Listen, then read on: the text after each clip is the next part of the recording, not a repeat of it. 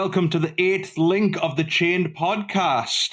Very excited as today we're talking about a film I hold very dear, Deborah Hill production, John Carpenter's Escape from New York. Now, if you listen on the last episode, you'll know fine well that we got here via Adrienne Barbeau, who was in the 7th link, Creepshow. But I'm going to let Carl take it away in terms of, for any absolute waste of spaces that haven't seen the movie, Carl, tell them what it's about. Yeah, so we picked the action classic 1980 Escape from New York. As you say, that was linked through Adrienne Barbeau, but funnily enough, could have actually been linked through Tom Atkins as well, because I completely forgot he was in there.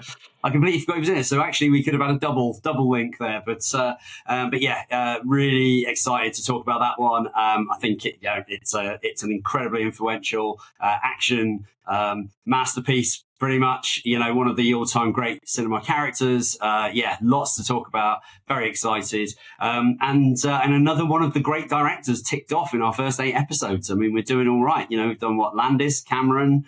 We've done Carpenter, Romero. Yeah, we're doing pretty well. So Rodriguez. And at the same time, I'm very surprised it took us this long to get to John Carpenter. But hey ho, got there eventually. Yeah, pretty much like any film I'd try to link to John Carpenter if I could. So. Yeah, for sure. Yeah. It's actually a shame. Well, it's not a shame, but I think it was. It's the first time because he's got so much to choose from in terms of gorgeous movies. I was buzzing that you picked this one, but so disheartened of the other John Carpenters that we couldn't talk about in depth. But it's a bittersweet. It's going to be a bittersweet episode for sure. Yeah, and it was, as I think I said last time, it was a very close call between that and The Fog. But the thing is, I've seen The Fog a lot more times, so it was nice to revisit. This isn't one I've seen as much, but it's probably a 3rd or 4th watch for me. But it's been longer than I thought for sure. And my partner's actually never seen it before, and she had a very good time. So it was brilliant watching it with her for the first timer. Yeah, impossible not to. I would say. I mean, it's and in a weird way, it's one of those films that I feel is almost getting just more enjoyable the older it's getting. To be honest,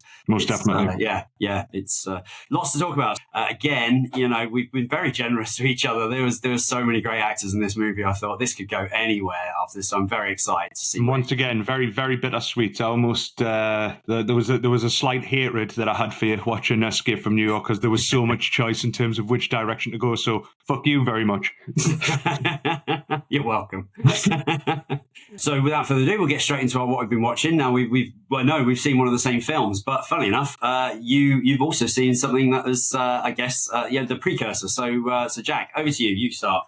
Yeah. So basically, for anyone for any horror heads out there or cinema fans in general, like it's been everywhere. The massive rave about Robert Eggers' Nosferatu, but I thought I'd do some due diligence, and that's the one we've both seen. But I thought I'd do my due diligence because one of my favorite cinemas of all time, Tyneside Cinema, was actually screening in preparation F.W. Murnau's 1922 Symphony of Horror, the original Nosferatu. So I got on that first just to refresh the old memory. I've seen it before, but never on the big screen. I'd be a fool to miss out.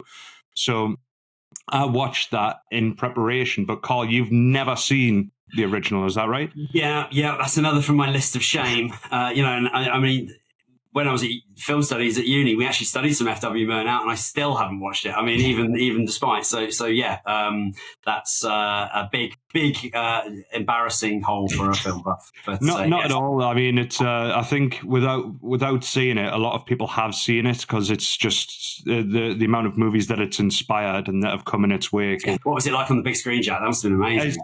So I mean, I'll take people through it. I'll do a condensed version in terms of what the movie is about, but seeing it on the big screen, I mean, is absolutely amazing. A bit of a history lesson for people that don't know about Nosferatu. So it was basically adapted from Bram Stoker's Dracula, but it was done so illegally. So they didn't have the rights to adapt it. So they changed a few of the details. Sort of, they said in Germany, I mean, that's where it was filmed, the expressionistic German masterpiece, but they changed a few of the names. So Harker became Hatter, Count Dracula became Count Orlok, and rather than make them sort of like bat-like, They made him more rat-like, and there was just a few and so on. But basically, so it was adapted illegally, but to avoid being sued, which evidently ended up happening anyway.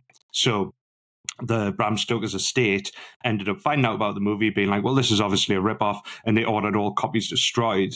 Most of the copies actually were destroyed.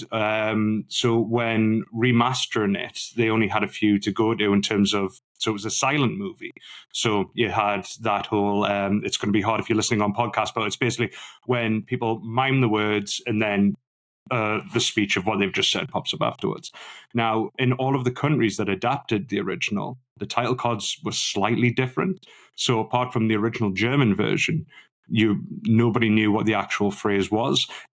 And when they remastered it, there was only one copy left in the original town of where it was filmed, with the original German title cards. So that's the version that I saw on the big screen at Tyneside Cinema with the original German title cards, and then you just had subtitles at the bottom.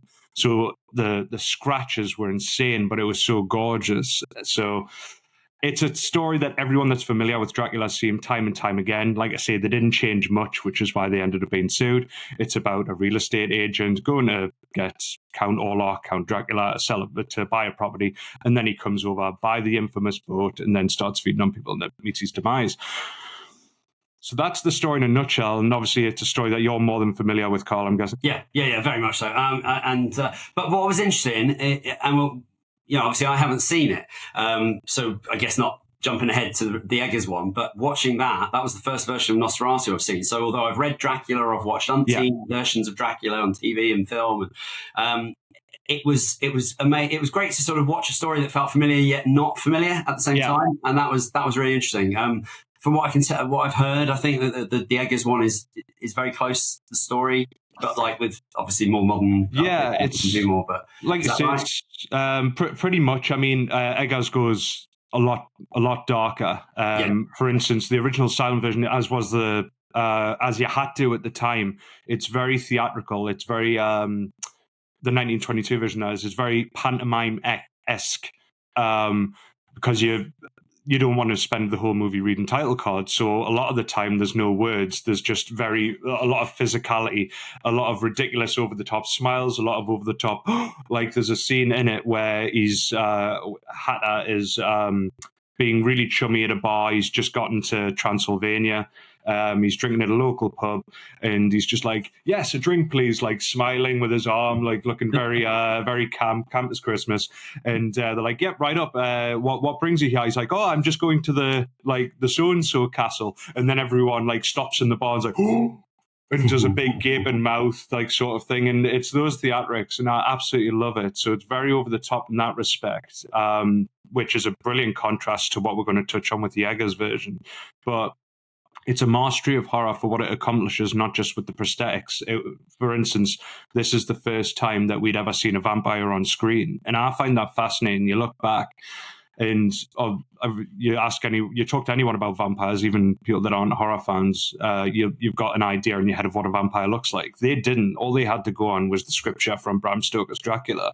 And they kind of had to make them how they thought, like very monster-esque. But as well as that, one of its biggest accomplishments, and that something that Eggers expanded on as well, was the lighting and shadow. Like everyone that hasn't seen the original Nosferatu still knows about that infamous shadow walking up the stairs scene. And I think, exactly that. The hands and it's absolutely tremendous. But I think like the original can definitely be considered the outer casing for what Eggers had to work with.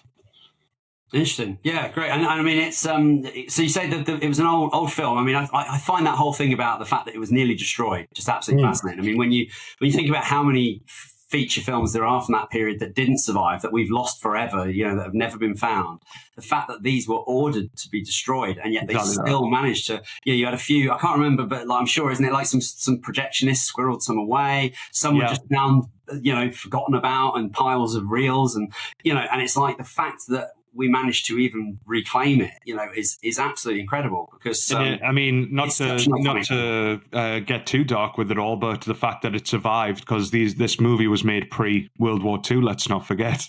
So it's even more tremendous that they made it through, you know? Yeah. I mean, it's amazing that, you know, that's one of those great sort of early cinema stories. I mean, it's absolutely incredible to think that's over 100 years old now as well. So watching it, you know, did it sort of hold up as an experience? I mean, obviously taking into account it's a silent film, the style, you know, you can't get away from that. That's all they had to work with, and that's how it was. But it's like, as a piece of cinema, you found it still. It definitely still holds up, and like I say, my partner isn't much of a movie maniac as myself, and she'll pull no punches in terms of whether or not she likes a movie.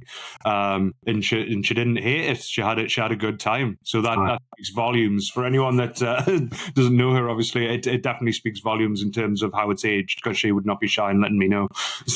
Amazing, great. Yeah, it's fascinating, because I mean, I suppose one of the only other exposures I've had to it, other than just through history of film type books and programs and history of horror and, you know, that sort of stuff, is Shadow of the Vampire, which funny enough stars William Dafoe, who was in the Robert Eggers version. So you know, it's quite funny that he's like a link between Nosferatu and it's very bizarre. The Willem Dafoe version is very bizarre, because it's sort of like it's a weird movie, because it's a fictionalized version of what went on behind the scenes of Nosferatu. So immediately that's a weird approach. But for me, as much as I love Willem Dafoe, and it's a really small gripe to have, one of the best things about the original Nosferatu is Max Schreck, and he was cast based on his frame and how he could carry himself, and he's like this thin sort. He is basically like a walking corpse, especially in the original. And I mean, Willem Dafoe is a brilliant man, but he's also a short man. So I thought that was a very weird casting choice for Shadow of the Vampire. Yeah, I thought he was very good in that, though, and I mean, it's just something so amazing about that makeup for that period in time. I mean, I think they only started making feature films in about like 1919 or something. So it's 3 or 4 years of feature films existed before that, and then it's become one of these like incredible cultural touchstones, you know. And I think, very, very interesting. Well, I definitely want to go and watch it now I've seen the Eggers version. So should we move on to that one? Come to me. Come to me. I was very excited about this film. I'm not like the biggest gothic horror fan, but when it's done well, I think it can be really, really effective. But I do, you know, there's something about those old classic, you know, Universals. You know, they're so good that, you know, and just that sort of evolution of those monsters. And Eggers is a really interesting director. I haven't seen The Northman, but you know, I think his style is very just so unusual at the moment compared to everybody. Like, because he's got this kind of almost like quite slow pace. It's almost like stagey, but it's brilliant. It's very meticulous, and he tells a great, beautiful looking story. So going in to see this, I was excited anyway. But then I think the thing that was really surprising me was just how popular the film's been. Even getting a ticket was quite difficult. The cinema was rammed, and I haven't been to a full screening in a very long time, but the cinema was almost full, and that was it just gave it a really good buzz. It was like an event movie. It was like really special. So yeah, I was excited, and it didn't disappoint. I thought it was brilliant. I thought it was absolutely brilliant. And in fact, I'd almost go as far as to say, I almost don't think they ever need to make another version of this story, because I just can't see what they could do different or better. I thought Lily Rose Depp, who's not an actress I've seen, just absolutely fantastic physical performance, you know, just one of those total performances where she just put everything on screen, you know, absolutely everything she could give went on that performance. It was so committed. She has to do incredible amounts of stuff, from dream scenes to terror to, you know, to sort of being quite seductive, to being, you know, quite gross, almost exorcist-ish, you know, possessed. It's it's an incredible performance, and I thought it was that was brilliant. And Nicholas Hoult and Aaron Taylor-Johnson, I mean, very, very solid performances from both of them. It was it was an excellent film. It ended in a way I kind of almost wasn't expecting, because I haven't seen the original. I didn't know where they were going to go with it, and that end really kind of shocked me, but in the best possible way. I thought it was dark as fuck. I And I love that. I love that. That's the gothic horror I want to see. I want to see something that isn't afraid to just really go there at the end, and it really, I thought it landed the punch very, very well, and a beautiful film. So rave review for me, 5 stars, definitely. What about you, having seen the 100-year-old version? Yeah, I haven't seen the original. I mean, for me, like I mentioned at the start, that the original is very much the outer casing for this movie. The movie itself is very weird because it's a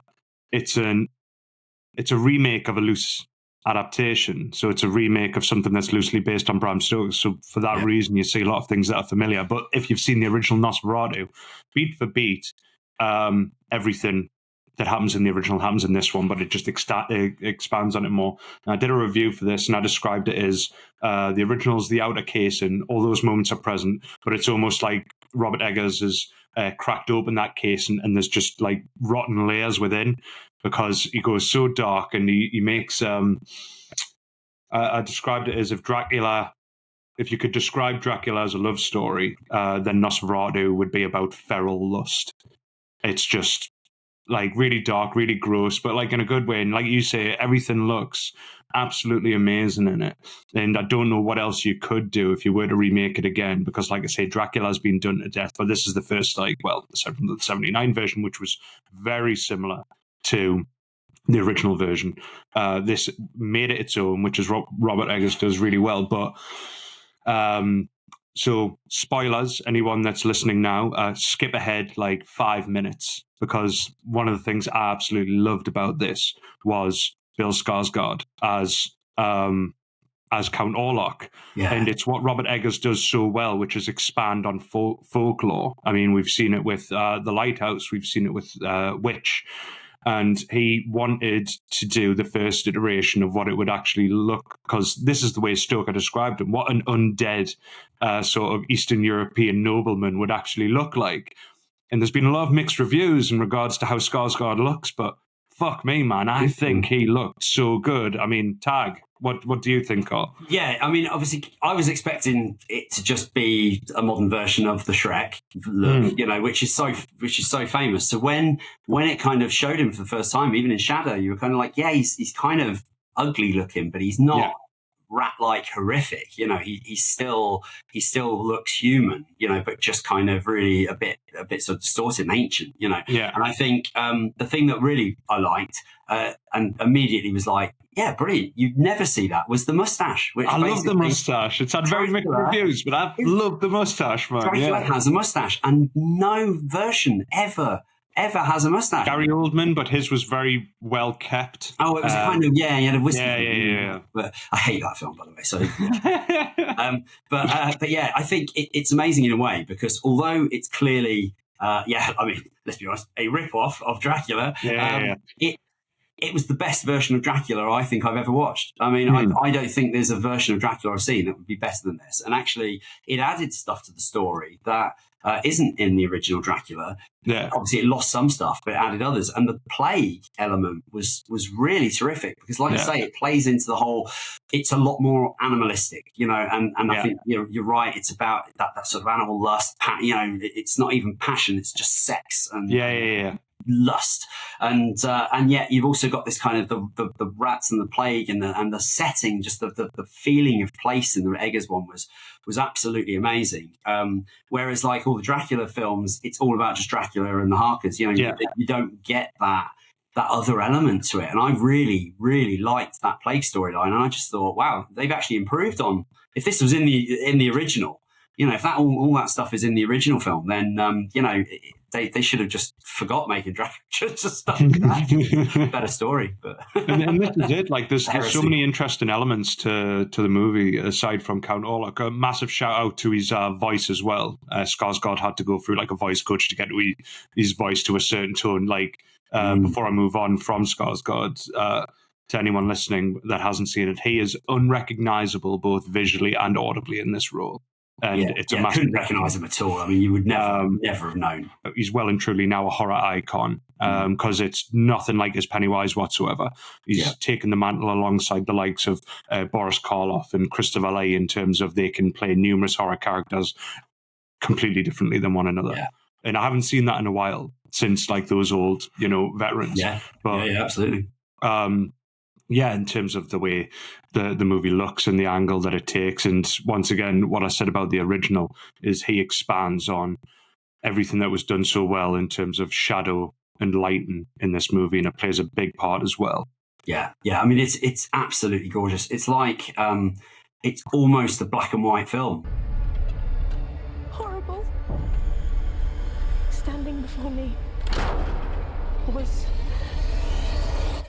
death. But I'd never been so happy. So drained of color, but it works so brilliantly because it uses color at all the right moments. But it's very, because I think it looked like it was winter or it's autumn or something like that anyway. So it's all a bit sort of muted colors.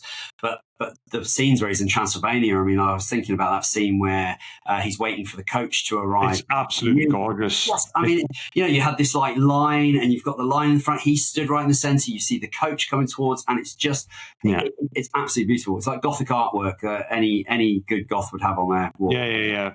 Oh, like when the carriage is approaching the castle in the distance, and you just see the castle and then go through the. It felt like I mentioned this in my review as well. I felt like the pace and the way it runs and the way it looks, it runs like a nightmare as opposed to a movie. And that's a testament to its craft. Yeah. But yeah, I think I read that the way he was able to achieve the grading and the way the movie looked was he filmed everything during the day, but in post took away all the reds and oranges from the color, and then he was left with this like bluish hue, which is why it's so vibrant. But yeah, absolutely gorgeous. Yes, I mean it's hands down the best looking film I've seen in quite a while. I think I can't think of anything from last year that looked even closer to this. You'll be surprised to hear this since I've posted my review. There are a lot of mixed reviews. There are a lot of people that didn't like this movie, and I was very surprised. I think a lot of people just didn't dig the story, and then it's just like, then maybe it's not for you, sort of thing. A lot of people didn't rate. A lot of people wanted him to look like the original Max Schreck, and it's like, but it's been done. Like, why bother? Watch the original if you want to see and it's been done several times. Like that look. Why? I'm glad it went for something different. It's a perfect example of a remake for me. It's like if you're going to remake something, respect the original, but kind of don't exactly copy it. It's like somebody recording a cover of a song. If you just literally cover it exactly the same, it might be all right, but it's that song, but just sung by somebody else. Whereas like I always like it when a band respects the original, but then just changes it a little makes bit. It their own. Makes it their own. And I think filmmakers are the same, and you see that where they take the original, they just take a title and then just do something completely different and destroy, and you just go, well, what was the point, or it's absolutely like the Psycho remake or whatever, where it was a literal shot for shot. Then it's pointless. For this, I think the main complaints I've seen, so I was surprised. I went on Letterboxd afterwards because I was absolutely raving. I was like, incredible. And a lot of the reviews seem to be the negative reviews seem to be the people who had seen the original or the 79 version, and that's why I was interested in your thoughts, because people who had seen those seem to be a bit more like, it's just he's just done it again, but and were a bit sneery about it. But I was like, but you can't. Her performance can't have been anything like that in 1922. No, she's not really at the forefront either. She's very much. I think you see her depressed in a couple of scenes. They did do a nice nod to the original where at the start he brings her some flowers and she doesn't say thank you. She's like, "Why did you kill these flowers?" And they did that in the new one. I was like, that's a nice little nod, but she doesn't really play a big part in it at all. But I'm glad that they brought it to the forefront because I thought Lily Rose Depp was tremendous, and I've seen her only in two things prior, which was Tusk with Kevin Smith's Tusk. She plays one of the Canadian 7-Eleven attendees, and Yoga Hosers, which is like a soft sequel to Tusk, and that's very much like a horror comedy, and she's very sort of sarcastic and that, so to say, I like totally plays something straight. She absolutely smashed it, and I think she got hired because I mean, her dad's Johnny Depp, so she's just got an array of like movie knowledge, but especially horror knowledge. And Eggers hired her based on her. She just totally got it in which direction they were going, and I thought that was And like I dedication. say, you can't. If she doesn't get acknowledged, at least for that performance, like I feel like nobody's talking about her. I mean, I still haven't seen The Substance, but everyone's talking about Demi Moore and that. Oh, so good. But if she isn't in the conversation for like Best Actress, I just think, Jesus, like what do you have to do these days? Because like acting like that is not easy. It's not easy to freak out. Most people do it and do it really badly. On that note, she got into, I think she researched a form of Japanese body popping for like dancing, like really ancient, like Japanese form of like dancing, which like caused the body to like convulse sort of thing. Right. And that's how she honed in on that. Just all that. I mean, all the stuff was excellent. I thought, because the way she was having to switch gears so rapidly, and emotionally, that must be quite a traumatizing thing to go through when you're doing take after take after take of like putting yourself through the ringer like that. I mean, it reminded me.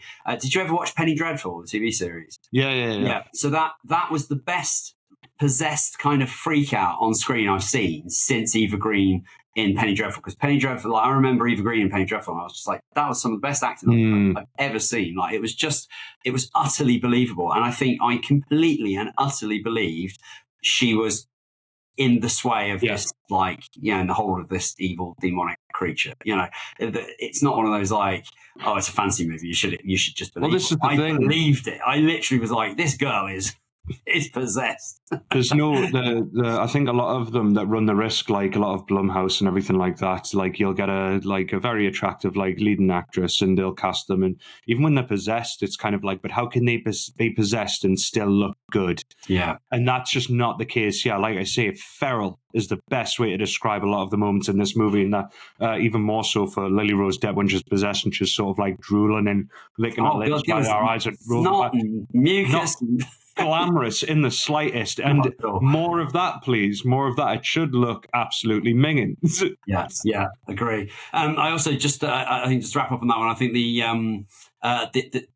idea of biting the chest was like, I've never seen that before. Yeah, stroke of genius. And it took it away again from that kind of the there's this seductive romance about the neck and kind of like, it's like women, and they want to be bitten by the vampire, and there's all that sort of stuff, isn't it? But it's like, it was just like, the sound effects, I mean, the Foley, the blood pump, and it was slurping and slopping, and I just thought, wow, that was like such a brutally kind of feral take on absolutely.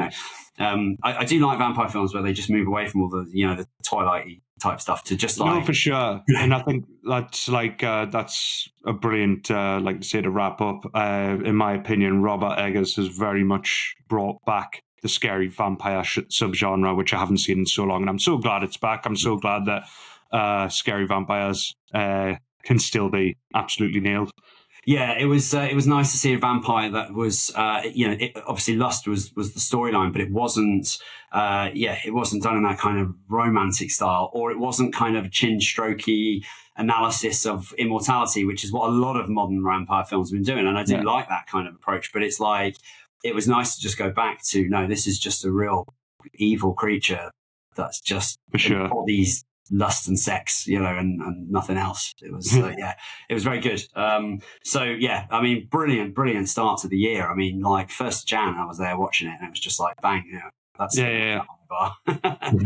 But yes, if you haven't seen it, please get involved. It's a mastery of horror. I mean, the original does set the bar pretty high, but my God, Robert Eggers gave it a good go. And if you would like to read my full review, head on over to jackedinmovies.com. 4 stars. And there'll be a link up there somewhere. So, Carl, what else have you been watching in recent weeks? Basically, I didn't get around to watching a lot of horror in 2024.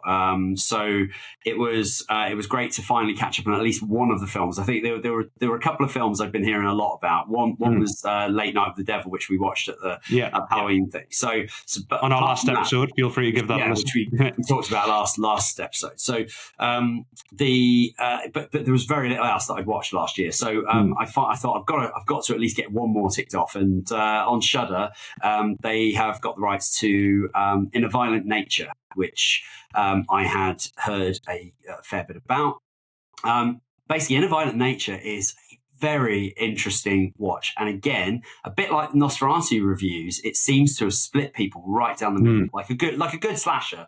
It split people in half. You know, basically, it has put some people are just like it's the horror equivalent of watching Lord of the Rings. And I'll explain that in a minute. And the other side this is a genius take and a really sort of almost like postmodernish sort of twist on a slasher movie. So basically, I fell on the right-hand side. I fell on it's a postmodern twist, and I really enjoyed what it did. I can understand why people think the other one. And the reason I say Lord of the Rings is because basically 80% of the film is walking.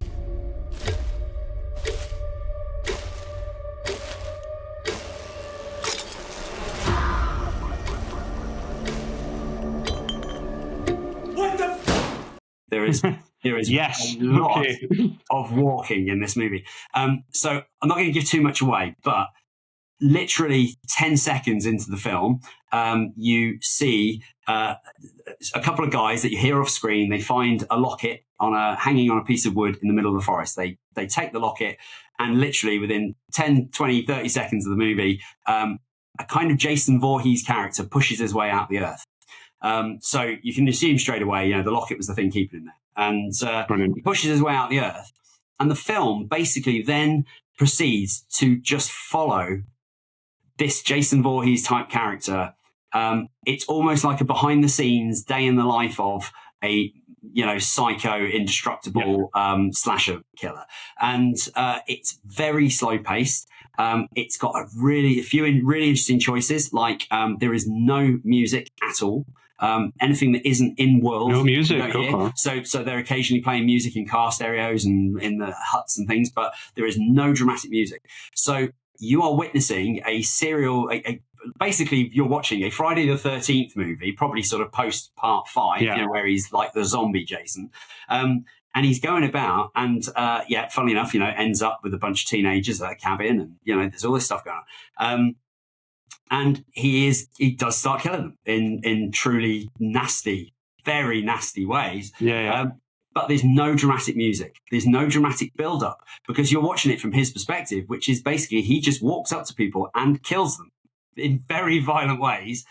But you're not getting any of that tension of like, oh, where is he? Is he out there? Because you know exactly where he is, because you're following him. And so a lot of the film is filmed over his shoulder. Like it's almost like a third-person computer game. You are watching this guy go around, and it sort of time jumps a little bit to get you through the day. You're not watching it in real time. But it's fascinating. But I won't give away what happens. But there is a decision they make at the end. It's coming up to the expected sort of finale, and it does something that I thought was brilliant. Like, really brilliant in its decision, and on every level it worked for me. And I want to talk about it, but I don't want to spoil it for you. So if you at some point we'll have to have a chat if you do watch it, because I'd love to hear your thoughts on it. But it is it kind of flips what you've seen for the first hour, 10 minutes. It flips it 180 and it becomes a completely different thing for the last 20 minutes. And I thought it was terrific. And then I went on Letterboxd, and it was just loads of people just, oh, shit, it's just some guy walking around. And, what was that ending all about? And it's just like, I looked at it and I thought, this is somebody who's thought really hard about the slasher movie and has gone, what's never been done, and actually done something different with a genre that, let's be honest, has been beaten to death, like a bag against a tree, Super bag against a tree, yeah. So, and I'll also say this: it has 2 of the best slasher kills I have seen in a very long time. Wow. One of them is borderline the most ridiculous thing you will ever see, but it was. I was laughing so hard I nearly fell off the sofa, because it was such an amazingly violent kill. Like it is. You have never seen anything like what happens to this teenager in this kill. It was genius. And I kind of realized halfway through what he was doing, and I was like, oh my God, he's not, is he?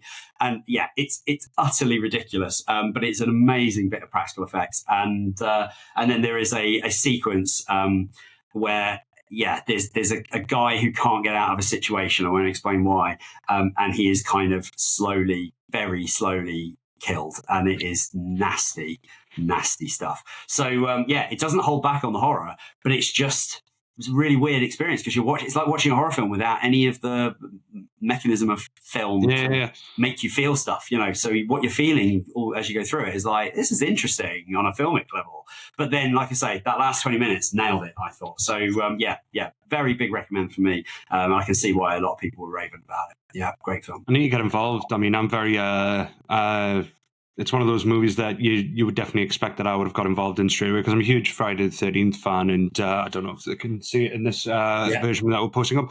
Friday the 13th Part 6, Jason Lives, is very much so my favourite Friday the 13th movie. So as soon as I saw the trailer, so once again, I haven't seen this movie. As soon as I saw the trailer straight away, I got total Part 6 vibes. Yes. And every one of my friends and family members that watched it, they were like straight away, oh, what did you think? Because they know what a Friday the 13th head I am. And I was like, I haven't seen it. And I still haven't seen it.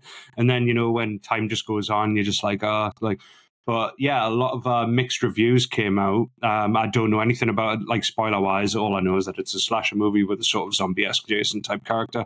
And I just assumed that people that didn't enjoy it were just people that weren't fan of the slasher movies because it's not for everyone. I'm very aware of that. So I just assumed you probably just, if you didn't like that, you probably just don't like Friday the 13th type movies. That is absolutely fair enough.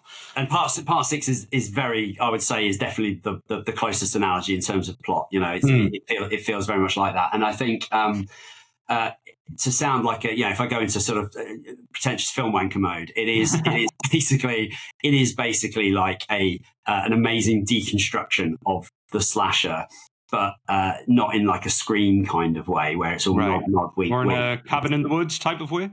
Yeah, or in a Cabin in the Woods. It just avoids all that. It is an art house. It's an art house slasher movie. It's an art house slasher movie, and that's the only way to see it. And I can understand why some people really didn't like it. But it will be interesting to see your thoughts because I know you love the walking around in Fellowship of the Ring so much that it could be 3 movies. This is just too much walking for you. It could be just too much walking for you. I don't know, but we shall wait and see.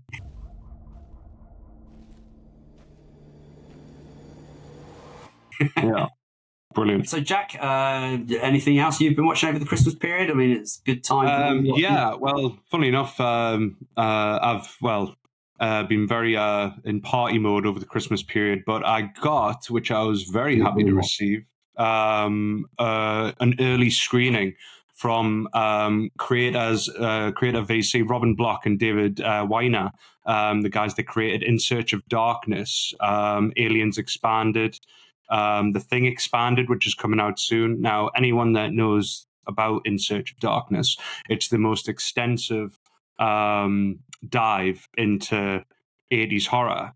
So there's In Search of Darkness Part 1, 2, and 3, and each one is about 4 to 5 hours long. It's a very extensive dive into 80s from 1980 all the way up to 89, and it covers the more commercial ones. It covers the ones that you've never heard of, like every subgenre under the sun within the 80s. It covers. And I was very excited because they've been announcing for quite a while now that In Search of Darkness, the 90s, the dive into 90s horror is coming. And the first part of that, they're doing it a bit different in terms of structure. But part 1 is In Search of Darkness, 1990 to 1994. So they cover it in the first part, they're covering every movie between horror movie between those years. And they reached out to me because I've interviewed Robin Block before to talk about The Thing Expanded.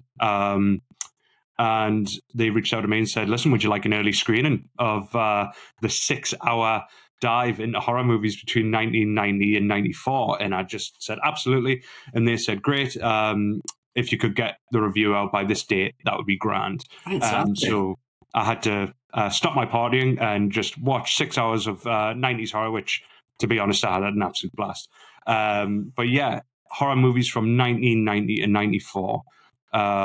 It's and because apologies, Carl, because I was born in the 90s, as much as I love 80s horror, it's not something I grew up with. It was something I revisited. So I was born in 91, everyone. So as much as I love 80s horror, I grew up around 90s horror with older siblings and friends and family members that I would watch horror movies around as they came out. So there's a brilliant, and I'll pick your brain there, Carl, because I want to know what you think of this. But there was a brilliant quote that someone made in the documentary, which was, if 80s horror was cocaine, 90s horror would very much be heroin. It's a lot grungier, and it went a lot more like it started taking itself more seriously. Outsiders were taking notice more. They tried you had movies like Silence of the Lambs, which was like horror was getting the recognition that it never got before. Of course, they went and called them psychological thrillers, but it was horror. They just didn't want to be like painted with that brush. But what do you think of that in terms of 90s horror contrasting against 80s? Yeah, interesting. For me, I don't know if it's just the kind of 80s horror, 90s horror I was watching. I mean, certainly thinking the first half of the decade. Like, yes, there's some grungier stuff, but there's also a lot of stuff that kind of softened up a little, became almost like horror comedy. You know, it was like they started almost becoming afraid to do horror in the 90s, to the point where they started sort of dumbing everything down. So there was a lot of stuff that I love, like a lot of enjoyable things. Like I think stuff like Demon Knight and Army of Darkness, and you know, which were all like very silly, over the top, squishy sort of films, but they weren't. I don't know. There was definitely some real nasty stuff in the 80s, you know, in the 70s. It's interesting analogy. I'll have to think about that because I'm interested to watch this, because I think the 80s one was brilliant, by the way. I mean, really amazing series. But I think there's a lot of people that feel the consensus was horror died in the 90s a bit, and I think actually it's really interesting when you look at the 90s, because it kind of didn't. You know, there was a lot of good stuff. Underappreciated. Yeah, it's almost like the forgotten decade of horror. And when you revisit it, like I say, it's and the reason I call it grungier. So yeah, there was some elements that the held back on. I mean, like the over the top gore, over the top practical effects, and so on. But then you've got movies like I say, they were becoming more respected. You've got movies like Silence of the Lambs. You've got movies like Misery, which didn't have as much gore, but my God, like the sledgehammer scene, it didn't need to. It showed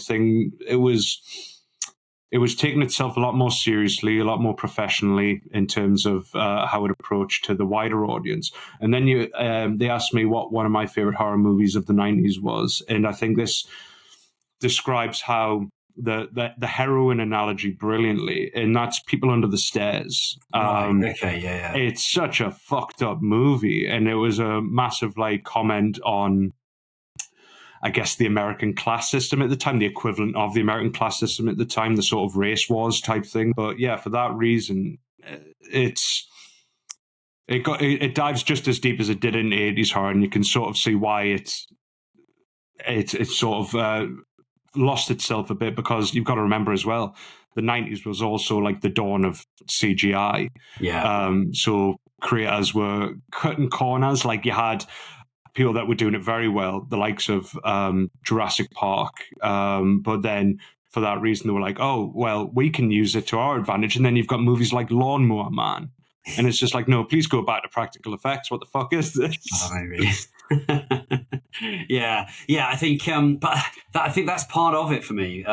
Because there was a lot of stuff that I felt just disappointed by that I never went back to. I mean, like I remember watching like Anaconda, and a lot of people really loved that. That's almost been like, I feel like that's had a bit of a kind of revisionist sort of thing where everyone's going, it's a great monster movie, but I just thought it was just diabolically bad, and the CG was just so poor.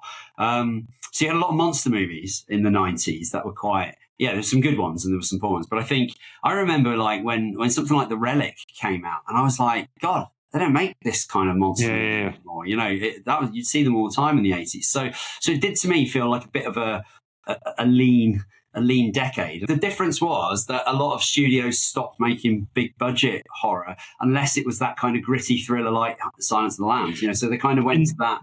Yeah, exactly that. But they had to label them differently. Yeah, they had to call them psychological thrillers because they knew it would, like by calling it a horror, it would turn off the studios. Yeah. And it was everywhere. I mean, like bookshops stopped selling horror books. You had stuff like Candyman came out in the 90s, right? And I was about to say, there were so many, I think people often forget, there were so many fresh concepts that came out in the 90s, and it's definitely worth a revisit. Anyone that has, well, as soon as it comes out, please watch this documentary, because there are so many innovative ideas and stories that came out in the 90s, for better or worse, whether it made the studios money or not.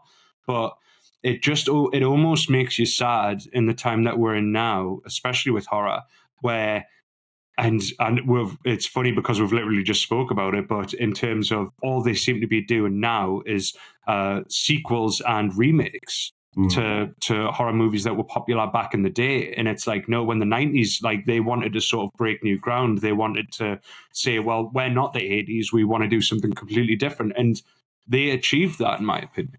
Yeah, I think it's interesting. I'm going to have to watch that again and just have a look at the list of films they talk about, because I think, I can think of some great examples. For me, it was almost like the 90s began with just disappointing sequels, like you say, to stuff that, And it talks about that as well, like the bleeders, the ones that bled from the 80s into the 90s that were still sort of hanging on, that didn't know what they wanted to be. So the likes of they'd run Freddy Krueger, Jason Voorhees, the sequels that just bled into the 90s, and it's like, it didn't work. It was a different time. Well, they become cartoon characters, and even Michael Myers, they just become cartoon characters. But then everyone was waiting almost like for something to happen, and obviously we got Scream, and that really changed. Exactly. And this is what I mean. Innovative ideas, like that was a fucking that was a brilliant sort of meta, like. Comment on what 80s horror was, and it's movies like that. Scream's a prime example, like not now, because once again, all what are now is in a time of remakes and constant sequels, but Scream at the time, like, that's a brilliant sum up of the 90s for me. There is a big but there, though. There's a big but, which is that Scream did something amazing, but then it just led to another tranche of just shitty slashers. Yeah, and that was the shame of Scream, was it did something brilliant. There were a couple that I like in there, but No, I Did Last Summer and Urban Legend, they were junk. They were absolute junk. But it did lead to a kind of like a resurgence of nastier cinema, which then I think really became the noughties with your kind of, what they call it, torture porn and all that sort of stuff, where it really got too far, too realistic. But it was, interesting decade, the 90s for horror. So I'm going to look forward to seeing that. It's out on Shudder now, isn't it? So I believe so. Don't quote me on that, but I'm sure I saw it on there. So I'm going to have to get involved ASAP, because I'd love to know your thoughts. Right, shall we go to an ad break, and then we'll come back with Escape from New York. Welcome back. So we are now going to go straight into our review of Escape from New York. So just a quick sort of setup for those, like Jack said at the beginning. I mean, God's sake, if you haven't seen this movie, what are you doing? It's action classic. It's about just such an incredibly good high concept. I love it. Basically Manhattan has been turned into a prison. It's completely walled off from the rest of the world. Prisoners just get dumped there to just basically have to survive in a post-apocalypse. I think it's the best way to describe it. It's a post-apocalyptic movie, for all other by all other names. And the president of the USA crashes into Manhattan because their plane gets hijacked. Air Force One gets hijacked, and a prisoner who is on his way to being dumped on the island gets sent in to rescue the president on the basis that he's going to be pardoned, and that hero is the legendary Snake Plissken, played by Kurt Russell, and I think hands down easily one of the coolest screen icons, certainly in the action genre. So and fun and games ensues. It's a really great chase film, action film. There's some really interesting stuff going on. 90 minutes, boom, just done. It's such a great, concise, brilliantly staged action film. I think really, really good. So lots to sort of talk about. It's also got a killer cast, but I'm not going to sort of ruin any of that in case this is on Jack's list. So Jack, I'm going to over to you. So Escape from New York, tell me your history with it, and kind of launch your list. So Escape from New York, it's rewatching it. Well, I watched it at a very young age, as is always the way. But it's a fascinating movie for when it came out. I think I watched it at the right time because it was the first sort of like dystopian B action movie that I'd seen before anything else. Because there were so many movies that were inspired by this. It's kind of like the American version of Mad Max in a way. It's John Carpenter at the end of the day. Deborah Hill production, John Carpenter movie, and he's just firing on all cylinders in this. Brilliant concept. So this movie was made in 1981. I think the start of the movie is 1988, but then As Trouble Ensues is during 1997. In 1988, the crime rate in the United States rises 400%.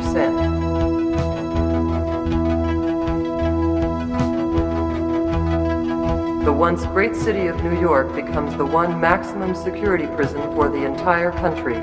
But he made this during the Reagan era, and he did the exact same with They Live. And he's so brilliant at showing what he thinks society's going to descend into, and is like, it's not dated, but as much as you can see how over the top some of the aspects are, like when I first watched it, I had no qualms in thinking, shit, this is what America's going to descend into. Manhattan's just going to be turned into one big prison. And the concept, it's a very easy story to follow. It's like once you're in there, you stay there. There's no leaving. And it's absolutely brilliant. Then Snake Plissken has to go and save the president. So that was my first experience with it. Before I go into my touch on my three favorite bits, what was your first experience watching the movie there, Carl? Same thing. Watched it as a kid. I remember. I think the first time I watched it, I liked it, but I didn't. It's not like it blew me away. Because this was probably the late '80s or whatever, and it was like there was just so much action stuff coming out. It kind of. I don't think I quite appreciated it, but as I've got older, I'm finding it's one of those films. It's like a great whiskey or wine or whatever. It's just getting better every time I watch it. Every time I watch this film, I go, God damn, this film's great. It's just, it doesn't stop. But it's never like too much. It's really, really well paced. It's exciting. It makes you laugh. There's some great lines in it. There's some really good repeat jokes in it and stuff like that. And I think for me, the easiest barometer of what I think this film gets right is to compare it to Escape from LA, which I watched when that came out in the 90s. And I hated that film. I've never gone back to it. Because I still remember just how utterly shit Escape from LA was, because it gets everything wrong that Escape from New York got right. It pushes it too far. It gets too silly. It's just too much, and it's like we've talked before on some of these episodes about that fine line. Yeah. And this one is just riding the line just perfectly, dead straight down the line of like, it could just be the silliest thing, but it's so intense and exciting, and everything that you're watching is cool rather than stupid. And I think there is a very fine line. And I thought, funnily enough, actually, there was so much of that of watching it where I was like, God, Rodriguez, Planet Terror, absolutely, really, the bits that weren't stupid properly nail the look and feel of that type of movie, and you realise just how massively influential I think that film is. The more you watch it, you start going, a lot of people have been inspired by this, and not just action movies, but I think, like I said, post-apocalypse, there were bits where he's walking around, I was like, it looks like he's walking through Fallout 4 or something. Yeah. It's great, and you expect mutants to start running out the doors. It's I feel like this film has had a massive influence on post-apocalyptic films as much as action movies. Yeah. And I feel like, to be honest, that's a brilliant segue. I'll change some of my favorite bits around, because I think that's a beautiful segue in my three favorite things about this movie. Starting at number one, the set pieces and the matte backgrounds. This movie just looks so gorgeous because of that. Because of those matte backgrounds, because of the set pieces, it hasn't dated at all. It looks tremendous. And I feel like now, when you get movies of a similar ilk, movies now, and I won't go on too much of a rant, are so lazy in terms of they'll maybe have a bit of concrete for them to stand on and then just surround them with green.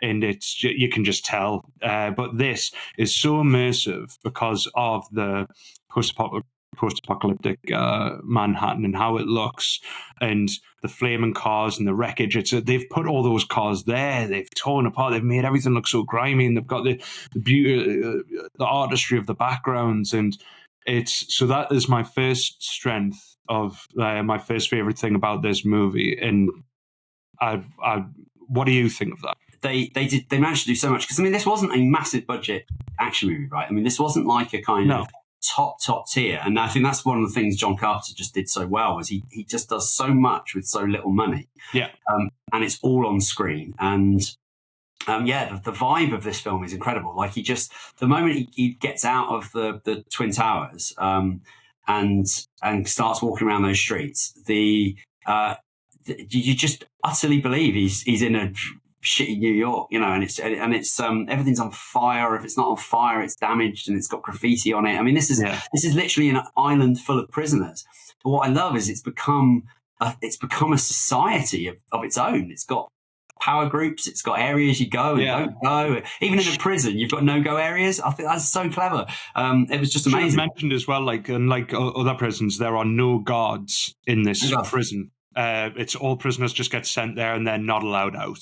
But there's no guards, so that's Well, I do like that bit at the beginning where you see the people, like you're thinking, well, why don't they just swim? And then you see why. You see exactly what happens if they try to swim off the island. You have 10 seconds. Turn around. Start back to the island.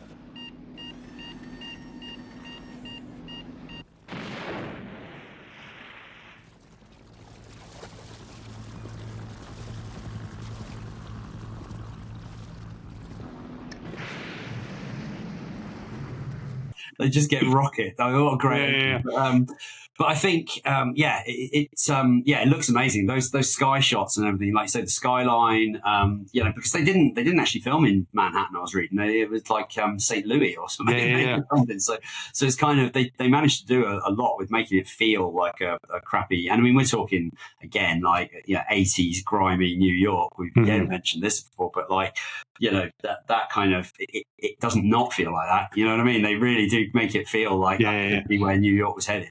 And it's interesting to think that, like, I did love the 1997, like the far-flung future of 1997, when everything's shit. Well, like I say, I watched this before 97 was upon us, and I just thought, he was just brilliant at painting a picture of this is how society is going to descend, and I'm like, that's a mad concept of just put them on an island, It's just taken like 25 more years for it to actually get there, No, but, for sure.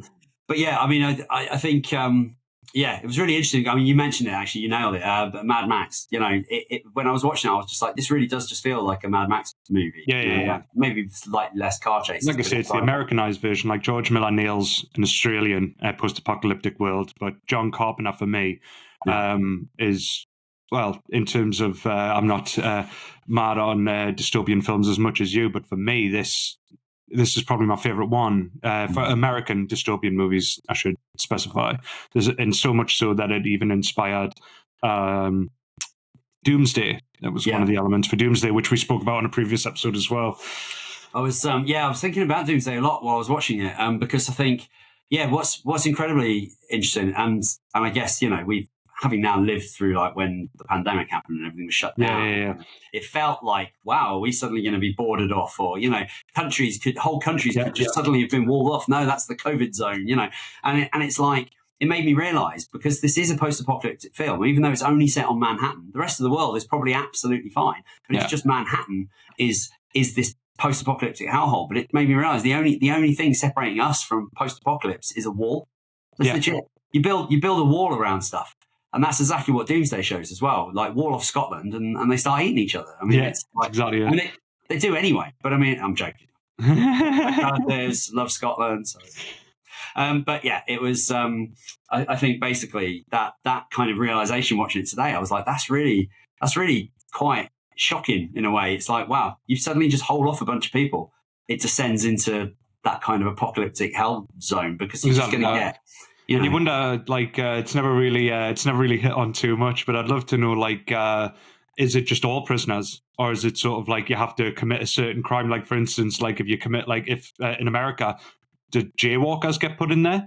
Like, traffic violations, do they get put in there? Like, what's the is there a certain criteria you have to hit crime wise to get put in? Yeah, you're allowed out after a certain amount of time. I mean, that's, I suppose, once you're in, you stay in. That's like a life. That's a point.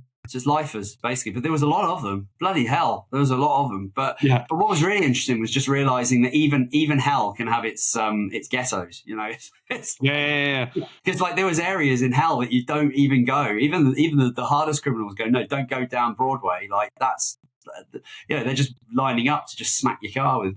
Exactly. And I like how there's still like they've formed a sort of formed a sort of society. There's still cab drivers, like quite married cab drivers actually. There's still cab drivers that take people from here to B. Yeah. I don't know why he's in there. What did he do? You can't imagine. He was so nice. You can't imagine he'd have done anything like particularly awful. But nonce. Oh God. Oh no. Not Ernest. Not Ernest Borgnine, please. So dark. Dark. Right. So yeah, production design, very good. I loved it. Yeah, set the world up perfectly. What about the look of Pliskin himself? You know, and his kind of. There you go. Another here we go. Segue brilliantly into my second favorite thing of the movie, which is very much so the character Snake Plissken. Bye bye bye. But yeah, I mean, Snake. You've got to understand. Watching this back now, he is a very theatrical, over the top action hero character, but he wasn't at the time. Like he kind of John Carpenter started that. Like for instance, the eye patch and stuff like that. It was very pirate-esque, and people took that on board like going forward, and it influenced a lot of B movies and so on. But Snake Plissken for me. And this is a testament to Kurt Russell as well, is one of the coolest action hero characters of all time. Everything from the way he looks, not many people could wear, combat pants with high knee-high black boots and eye patch, a skin type. He just looks like such a boss. And to have that voice pre-Keaton's Batman, he's just... from head to toe, he just oozes cool. I think that is the best way to describe him. What do you think? Yeah. Oh hell yeah. I mean, he's amazing. But I was thinking he's like Han Solo if Han Solo didn't have the moral kind of side to his personality. He's as cool. He's a cool Han Solo, but Han Solo turns out to be a bit of a good guy. Yeah. None of that was Snake Plissken. He's just a vicious badass. Like he's not even really a hero. He's being locked up for life at a prison. God knows what he's done. You find out throughout the film that he's got all these Harry Dean Stanton was one of his crew. And, he's still famous. So he's just a criminal scumbag. But man, he's cool. Plissken, what are you doing? Playing with myself. I'm going in. I used to love that aspect of the movie as well. The fact that they recruit this criminal, send him in to retrieve the president in the briefcase. But the best thing about it is you would send a hero into somewhere and they'd criminals. There'd be a laughing stock in the criminal underworlds, but all of these pretty much 99% of the criminals that stumble across him in Manhattan are like, wait a second, you're Snake Plissken, and they respect him so much because it's well, you're famous in the criminal underworld. Everyone knows Snake Plissken. And when I say that, everyone knows who he is in this movie. They're like, wait a minute, you're Snake Plissken. Well, it's the running gag, isn't it? We heard you were dead. Yeah. It's the amount of times that line gets delivered, but it wasn't. It's brilliant. It just got funnier every time. Every time I met somebody, they were like, I heard you were dead. Yeah. But I loved the fact that his reputation preceded him. And what made him so cool for me was if you put a modern hero or even just a hero, I guess, in that situation where he walks down the street, you'd think they'd be running into the shadows, hiding in building doorways. Where he just walks out and just struts down the street like a boss. I mean, he's got the Uzi and he just walks down the middle of the street. And there's all these people you can see running in the background and doing their thing. And, he doesn't give a shit. He doesn't give a shit. He's never from start to finish, you never once see fear. He's never afraid. He's in pain a few times, but you never really and I think it's a brilliant scene. It's when he first arrives on the island, right? And he's skulking in the shadows in this building that looks like they're passing around this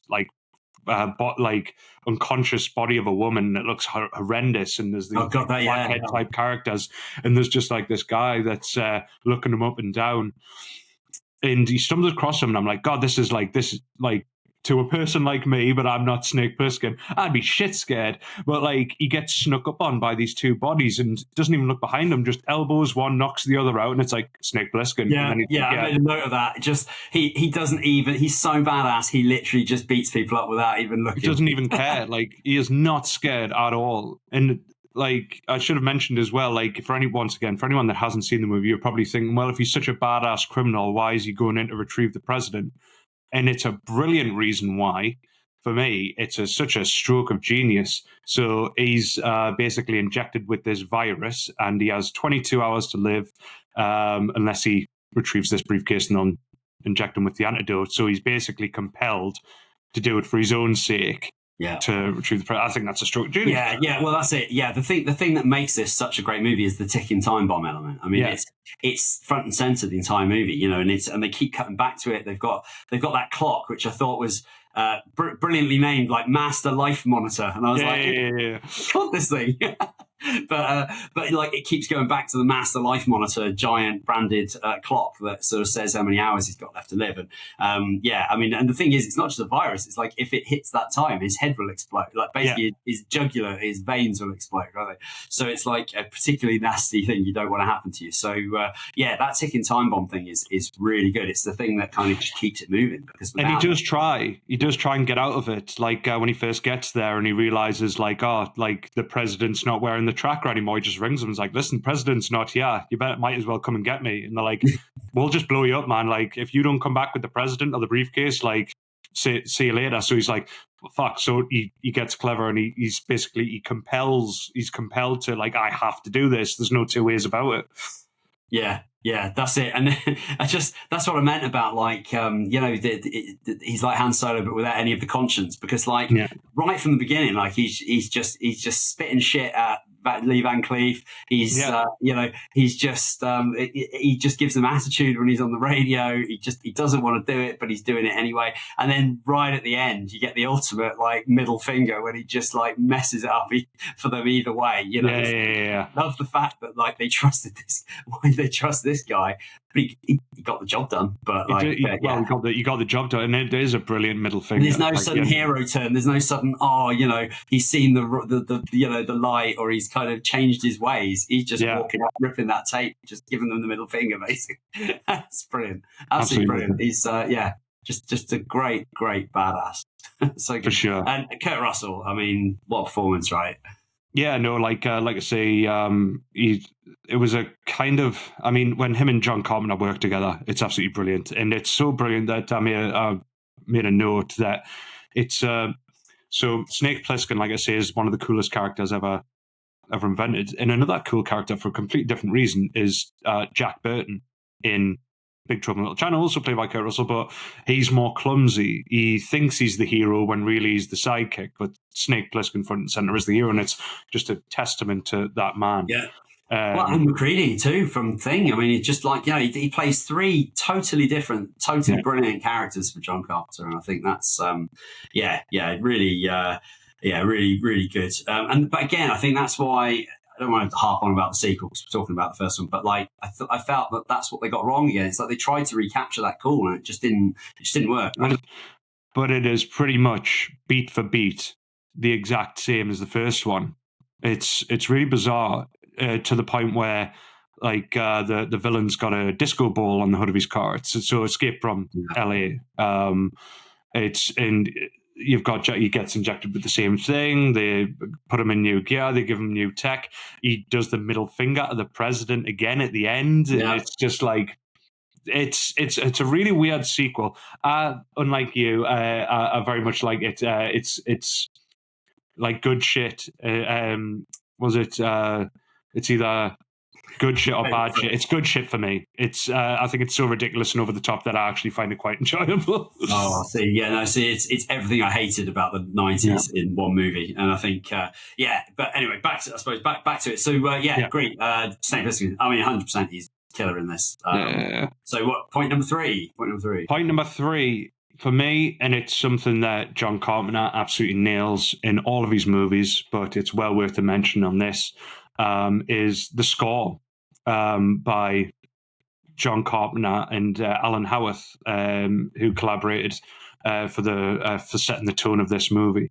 And it's like, the Escape from New York, the main title, banana, like that in itself is absolutely like iconic. But for me, I haven't seen this movie in so long, but I got goosebumps when you first see the Duke, when the car pulls around the corner and you get the cowbell, and it's sort of like, and it's the most badass scene ever.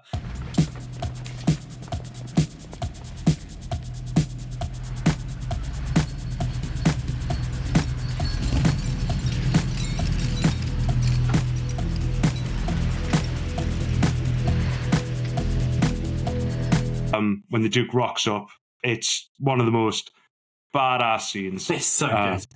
Yeah. I mean, actually, just going back to what you were saying about production design, that was one of my favourite things. Like, I'd totally forgotten the car with the chandeliers. The chandeliers, man. Just these chandeliers. It was the most pimp car I've ever seen. It was with the hydraulics, and then you've got Isaac Hayes stepping out looking very prison chic, like his outfit. Like Isaac Hayes was like the perfect choice for that role as well. Voice of Chef from South Park for any South Park fan.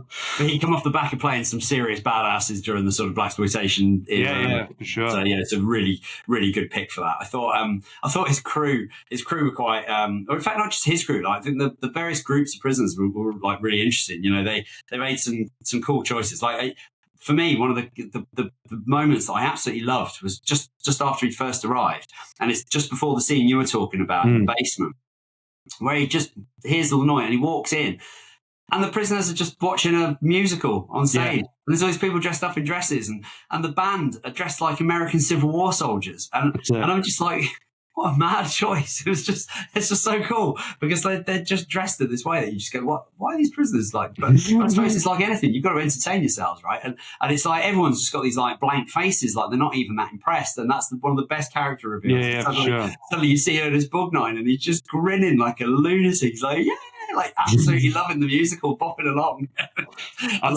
It's a great scene.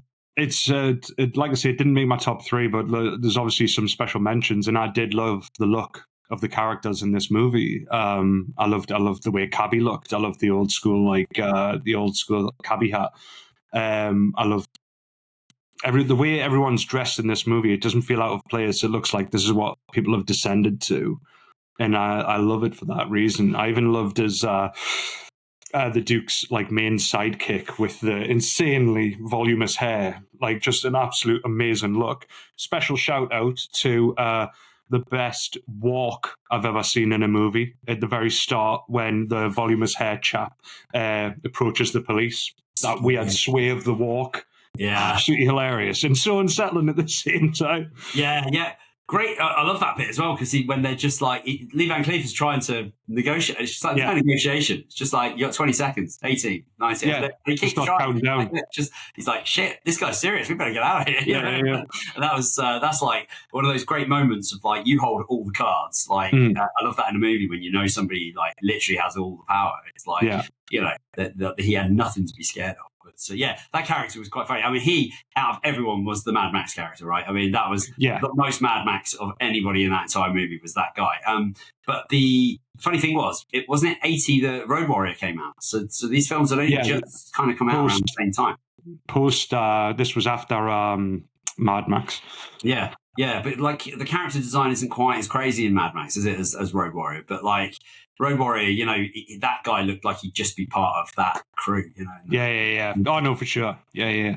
So it was definitely a thing going around. I don't know if they were inspired by it or whatever, but it was. The character design stuff was very, very cool there. And but just like I said, the thing like with that play, the weird kind of feral cannibal people under the street, and I love the design of all of that, and I like the way it didn't kind of.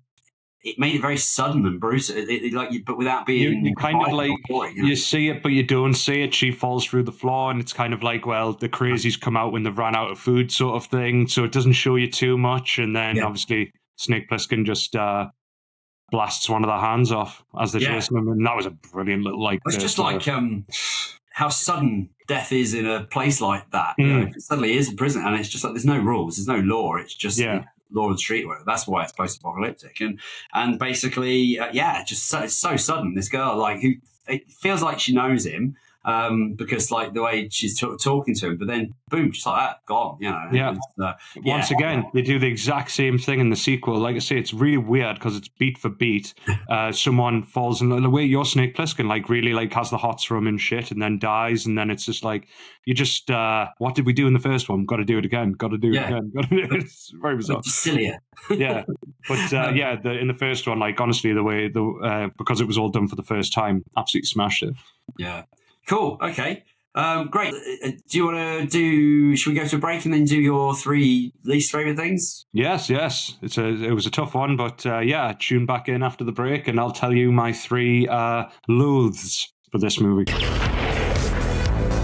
So you've just heard me discuss my 3 favorite things from John Carpenter's Escape from New York. As is the way, after my 3 likes, I always have to talk about, what we both do is we talk about our 3 loathes, which was very hard for this one because I'm a huge fan of Carpenter and I do find this to be an absolute mastery of the genre.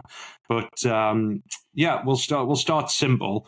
And I don't think this can be argued, but it's very much the visual effects in some of the scenes that haven't dated very well, and the majority of the time it is just amazing set pieces and practical effects. But then other moments, mainly with the glider, that you can be like, all right, yeah, this was made in the early 80s, and I think the one that for me, I very much love the look of something that's dated in terms of effects, but it's very the scene that made me go, that's I can't really forgive that. It's very much when the glider gets pushed off the Twin Towers, and it's the World Trade Center and it spirals, and I'm like, oh. So that's my first gripe, but I'll let you comment on it, Carl. What do you think? Yeah, I thought the only thing that kind of hadn't dated very well for me, I mean, some of that superimposed stuff, not great, but I think the other thing was just the choice to have computer generated sort of Manhattan skyline, from the helicopter and stuff, where they're flying over, and it's like the aerial view, and it's just done like a green wireframey sort of thing, and I thought, this is showing its age. Funnily enough, the comment on the wireframe, the green wireframe, did you know that was done practically? They built a model city, and all of the wire buildings, the grid when he's looking through the computer, that was all done practically. They painted the little model Manhattan, painted it all black, and put white wires on everything, and then an animator after the fact, John, made the wires green. After. Oh my god! Wow! It's all, watching it back, it's all done. It's a practical model Manhattan. Wow! Bloody hell! Yeah, they didn't have the budget or the technology to make it as good as they wanted to at the time. So yeah. Wow, that's impressive. Because I mean, I was looking at it and I thought, apart from it looking like a bit naff, the actual sense of depth felt very good, and I was like, that's some pretty good sort of spatial 3D going on. That explains it. I think they used a camera that was on loan from New World Pictures to take the camera through the model city and just did it practically. But the only difference was it was white wire framing and when they filmed it, and then added a layer of green on after the fact. That is mad. Wow. Yeah. So it's more impressive. And that's it. They had to think their way around a lot of things, and I think. Like I say, he never had huge budgets, so it's like I think they managed to do a lot. They managed to do a lot. You can't practically fly anything around the top of the Twin Towers as they were then. It's So I think you can forgive it a few. Oh no, for sure. Like I say, this is me really trying to find faults. Cool.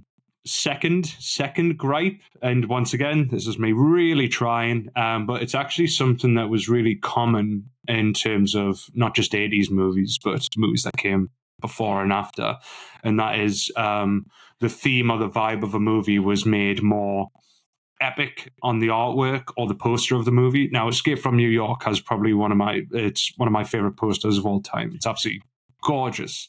Yes. 80s hand painted poster, but it sets the scene of Snake Plissken with the Statue of Liberty right behind him and stuff, and of course that never happens in the movie, and it's such an awesome shot, and it's just like, are we going to see the Statue of Liberty like on its side, and Snake Plissken like never happens. But it's I wouldn't want the poster not to exist because I absolutely love that poster. But like I say, a bit of a gripe, but not a major one, is that never happens in the movie. But that was always the way when you got those types of posters in the 80s. Yeah, they had a tendency of exaggerating, shall we say? It's almost like that poster was almost like designed by somebody who got rejected from the Planet of the Apes poster or something. Exactly that. Design knocking around and was like, I'll just put Snake on it. Yeah. Marketing in the 80s was absolutely brilliant in terms of how can we get people to see this movie, and they would make the most epic posters and epic front covers that you could think of, and I absolutely love it for that reason. And that's why I've got a gargantuan amount of movie artwork in this room, because I've got such a affirmation and such a love for them. But at the same time, like I say, the expectations were always higher than what you got going in. Third gripe, and I think it's the main gripe, and I think everyone will be with me on this, and that is the fact that we didn't get a surf scene with Snake Plissken. But luckily that was rectified in the sequel, and we finally got to see Snake Plissken on a surfboard as the badass he truly is. Oh, I hate you, man. That's literally that is the thing I hate the most in that sequel. Oh my god, you must have known that. Absolutely brilliant, absolutely brilliant. And he even does that sort of like when he's alongside the surfer, he's like, later. And he's like, later, Snake. Later. High fives, and he just sort of drifts up. You know, in fact, can we just rename it as like the third worst thing about this movie is that they then made a sequel? Because oh god, you're hurting me. You hurt me. I've forgotten all this. I remembered him surfing. I can't remember the high five, but oh god, this is what I mean. Everything about that sequel, apart from the fact that, like you say, it was beat for beat the same movie. It's like it was the same movie but worse. It was better. It was better because it had the surf scene. It was better than the first one. Oh man, wow, God, that was your third one. Wow. I would say if there was one thing, because there was almost like nothing. I mean, I'd look at it. Just everything I love about it. I mean, it's like there was the odd little moment, like some of the effects and stuff, where maybe you think, oh, with a better budget, they could have done a bit more. But for me, in a way, the only negative is how fast it sort of moves through some of the kind of really interesting stuff in the island. Like, I kind of almost want to spend more time on that island because there is so much cool shit happening. Yeah. Like the cannibal people, the mad Broadway gauntlet of death, with the hammer where they're just beating the car, and like how cabbies. I know. Would it still have its core? I was like, they do a great job of building that world, but I think I just almost wanted to spend longer. And I know I was saying 90 minutes, bang, and you're done. I mean, that's perfect, but it's it's not really a gripe as such. It's just I wouldn't have minded a bit more exploration of some of that stuff, just because it's really interesting. I just thought it was such a cool environment. I think it allows the viewer's mind to take them where what they think is the backstory behind everyone. It's very much in a similar vein of the Warriors. For instance, I don't think the Warriors would have been better had any of the gangs had more screen time. Little tastes throughout, and that's very much the same here. The characters, little tastes, and that's why they've gained like this sort of like cult infamy. It's always like not too much. It gives us enough, and I think that's why this movie works so well. I think you're right there. I remember the sequence with the girl getting dragged away into the floor was that was one of the bits that really stayed with me because it was years. There must have been a massive gap between the first and second time I saw it. But I always remembered that bit, and that sort of stuck with me because it's exactly right. They didn't overshow it, and so it was always just like your brain fills in. It's like, wow, what did they do? Did they eat her? Did they what happened? And so that makes it more horrific, not knowing what happened. I just thought it's just such an interesting place, and for sure. It's like they seem to have a boxing ring set up with barbed wire and stuff. Do they have fights there regularly? Is this like Friday Night Live? Is it like, is this just like Manhattan Prison Raw? I mean, like, or is it? Did they set that up just for Snake? I mean, and that guy seemed to be, pretty popular. The huge dude with the best mustache, best movie mustache, I think. Yeah. Oh, it's absolutely tremendous. Absolutely tremendous. This is an It's- episode about tremendous movie mustaches. First, Bill Skarsgård, Nosferatu, and second, your wrestling man from Escape from New York. Oh my god, yeah. I can't believe that's only the second best mustache of the episode as well. Wow. You just sort of go, there's all this stuff happening. It's like, so I'm kind of interested. But then I think that's just the nerd in me, because I read and play and whatever so much apocalyptic stuff. I'm really interested in that, how the world functions stuff. Like, I like the mechanics of that. That's I get it. me nerding out. So I guess that's not really a negative, but it's I just would like to know more. But then in terms of nerding out, like not one of my top 3 things, but like sort of miscellaneous, like things that I loved in this movie and delving deeper into. But I think it gives you enough. I love the tech in this movie. I love how sort of like dated 80s tech it is, and like the sort of tracker and the wrist gauntlet and stuff like that, and the little red button, the eagle that flips and the button. It's so simplistic, and it's like, we're going to tell you how this shit works, and that's going to be enough. We don't need to make it look too over the top. Like, I love the tech in this movie. I love the bit at the end where he goes, nobody could have known there was a safety catch on the seat. It's like, it's a fucking button. He literally presses the fucking button. It's you telling me this guy... Like, anyone could have pressed that button. Well, no, because only Pliskin knew that there was a safety catch on the side. Yeah. Nobody would have ever thought to press that eagle. It did have, I've got to be honest, one of the only bit where I unintentionally laughed in the entire movie, and it was just down to me, was the moment when there was this really dramatic line from Lee Van Cleef, and then he suddenly turns around and holds up the biggest fucking phone you've ever seen, and it's about this big, and he puts this phone against his ear, and I just immediately thought of Trigger Happy TV. All I could picture was hello!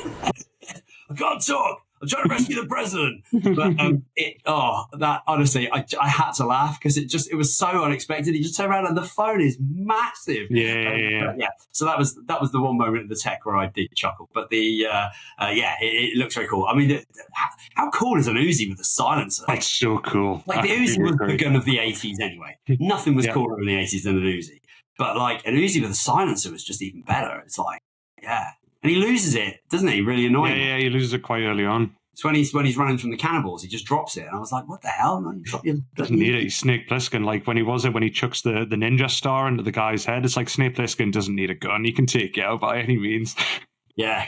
I like the fact that he was realistically badass as well. And that, like, he, when he does finally get overpowered, he's like, he's giving him a few licks, but he gets taken down because he's just a bloke at the end of the day. Yeah. And they capture him. So that was quite real. He wasn't like an untouchably badass, because we were only a year or two away from like Rambo suddenly turning into like a killing machine and Commando and all that sort of stuff, and I think the action movie genre turned into like, what do they call it? Tough tits. The oily men, with their shirt off, like kind of bad guys, action heroes, sorry. And yet he, like, was just sort of street tough, like, believably tough. And that's a brilliant way to describe him. He's street tough. Yeah, he's not too ridiculous. I mean, he's got these, like, biceps and shit, but there's a scene with him, like, with his shirt off, and he hasn't got, like, an unachievable, like, sort of six-pack and a ridiculously, like, hideous, like, deformed, like, sort of, like, pecs and stuff like that. He's got a badass snake tattoo and some bulging biceps, and that's enough for Snake Plissken. Yeah, exactly. He just looks tough, not jacked, and I think that's the thing. He... and like when he fights the big guy, I mean, he's getting levered, but he just beats him through just like tenacity, I guess. Sure. But I love the way he just takes him out so quickly. He's just like, once he gets him, it's like no messing around, straight in the head. And it's that whole cheering, and then everyone's like, "Oh wait, did he just?" I love the way the crowd immediately were all like, this isn't supposed to happen." They just start cheering Snake like straight away. Yeah. And because I was watching with my partner that hadn't seen it before, and every time someone said, like, "Wait a minute, you're Snake Plissken," she laughed more and more as time went on. She was like, "How does everyone know who he is? How is he so like famous?" And then he killed that guy, and then I was like, Snake, and I just looked across. I was like, that's why, because Snake Plissken's about. This is how he's got his infamy. Everyone loves him. Yeah. I mean, you just want to be him, right? I mean, every criminal was like, I want to be him. He's so cool. It's great. And I think, we mentioned during the break actually, but like, there was that scene where he enters Lee Van Cleef's office, which was just super cool with the silhouette and the doorway. I mean, you talk about hero shot from Carpenter. that was awesome. Like, where he's just a black silhouette. You can't even see his Absolutely body. gorgeous. You just see his legs. Yeah. And then he just steps out the shadows, and I was like, yeah, that's badass. Such and a to actually badass. come across as that badass in a cast packed with, I mean, the cast. I'm amazed you didn't say cast actually as one of your positives, because for me that was the biggest positive of this movie, was like the incredible cast in this. But it's got the best selection of like what you call like grizzled tough bastards. Yeah. No, that's a brilliant description.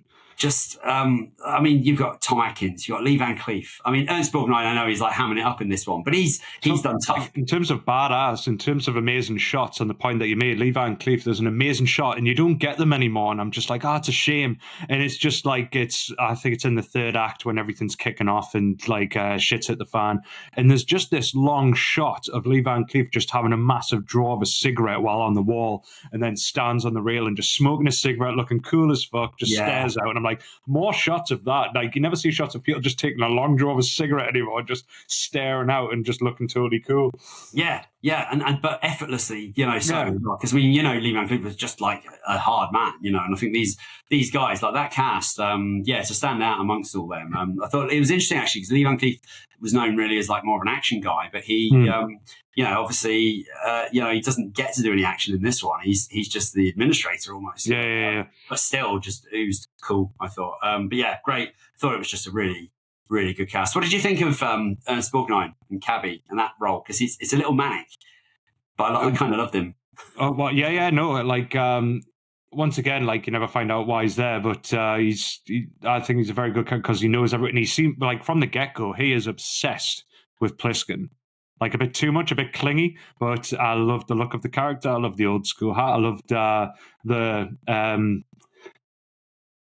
love the little touches. Like, I love how he's got like a cassette player hooked up inside the cab, because obviously there's going to be no radio in this prison, presumably. So he's set up his own music to sort of like almost create this fake world and try and normalize it as much as possible and simulate what a real cab would sound like. And he has these tapes, and then it's the Chekhov's gun when you see these tapes at the start as well, with the amazing middle finger of a finale.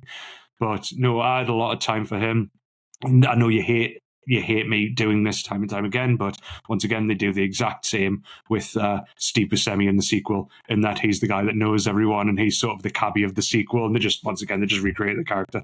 But in the first one, absolutely brilliant. Yeah, I think I actually wrote down in my notes.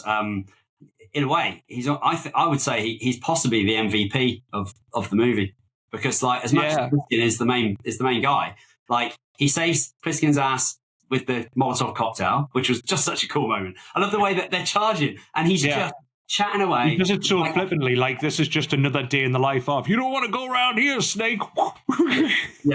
Yeah, I just thought that was brilliant, because even though we were getting kind of like quite cheesy, smiley Ernest Borgnine, he was still a total badass. And I loved, he saves them later on with the car. It's his car that they use, to get across the bridge. So I'm like, without Cabby, he wouldn't have made this. Like, he did not deserve to die. Like, he did not deserve to be like a sort of what do they call it? Like a red sweater. Like, I think so. Like, he did not deserve to be like. He was like throughout the entire journey, he was just like, "Oh, take it easy, Snake, take it easy." And then it's just like he just ends up dying, and it's just like, "Oh shit!" Like, he didn't deserve that. Yeah, a lot of shit goes down on that bridge at the end. Yeah. Like we'll talk more about that with Adrienne Barbeau, but sure. But that whole moment. I mean, that was verging on the silly. That was the verging on the most silly. Is when just the way the cab just cleanly splits into. It was so. That was I love that. What kind of explosion is this? It only killed Ernest Borgnine, but it split the car perfectly, like it'd been cut like a cake, and that was a bit sick. But it was his death was suddenly like, oh, Cabby's dead. Oh yeah. And that's it. And that's literally it. It's just like, oh, he's dead. Like, let's move on. Other great sort of little character moments. I loved it at the end when Donald Pleasance just totally loses his shit as he's shooting guys at caves, and he's just like, "You're the Duke, you're number one." Yeah, just like I love, like, unhinged Donald Pleasance is always funny, but like he just loses it. That was I love those little bits. I mean, it just like. I feel like they're the sort of moments that you probably don't. I don't know if that was scripted or not. It's just like how much leeway John Carpenter gave the actor. Yeah. It's kind of, they put a stamp on it. And I just think the president shooting somebody like that, in a lot of films, they would have just shot and then he'd just been like, but he's not. He's manically screaming at him. And I think, to be honest, I think so. The choices that this movie makes is like so Carpenter, like just going against the grain, so to speak. Like a lot of movies, and certainly movies that came out afterwards, they would like the likes of Air Force One and stuff, and they would always show the president as sort of like a hero, or like the best person you can be is the president of the United States. And he does it subtly, but he does it in such a way where he shows the president is actually like this horrendous person. And he does that really brilliantly in the finale where he's saying, like, what do you think about all those people that died? And then he's just like, yeah, well, it's horrible. Anyway, I'm going on in 2 minutes. Can we, like, wrap this up sort of thing? And it's just like, he just doesn't care. And it was a brilliant moment of, like, showing the president of the United States in a very bad light. But that's John Carpenter all over, taking risks. Yeah, that's right. Yeah, there's no sucking up here to, like, he's definitely making a statement with that, isn't he? Yeah. Yeah, it's just like, it's a shame. Collateral damage and all that. As he's getting the makeup done, he's like, how do I look? And it's just like, yeah.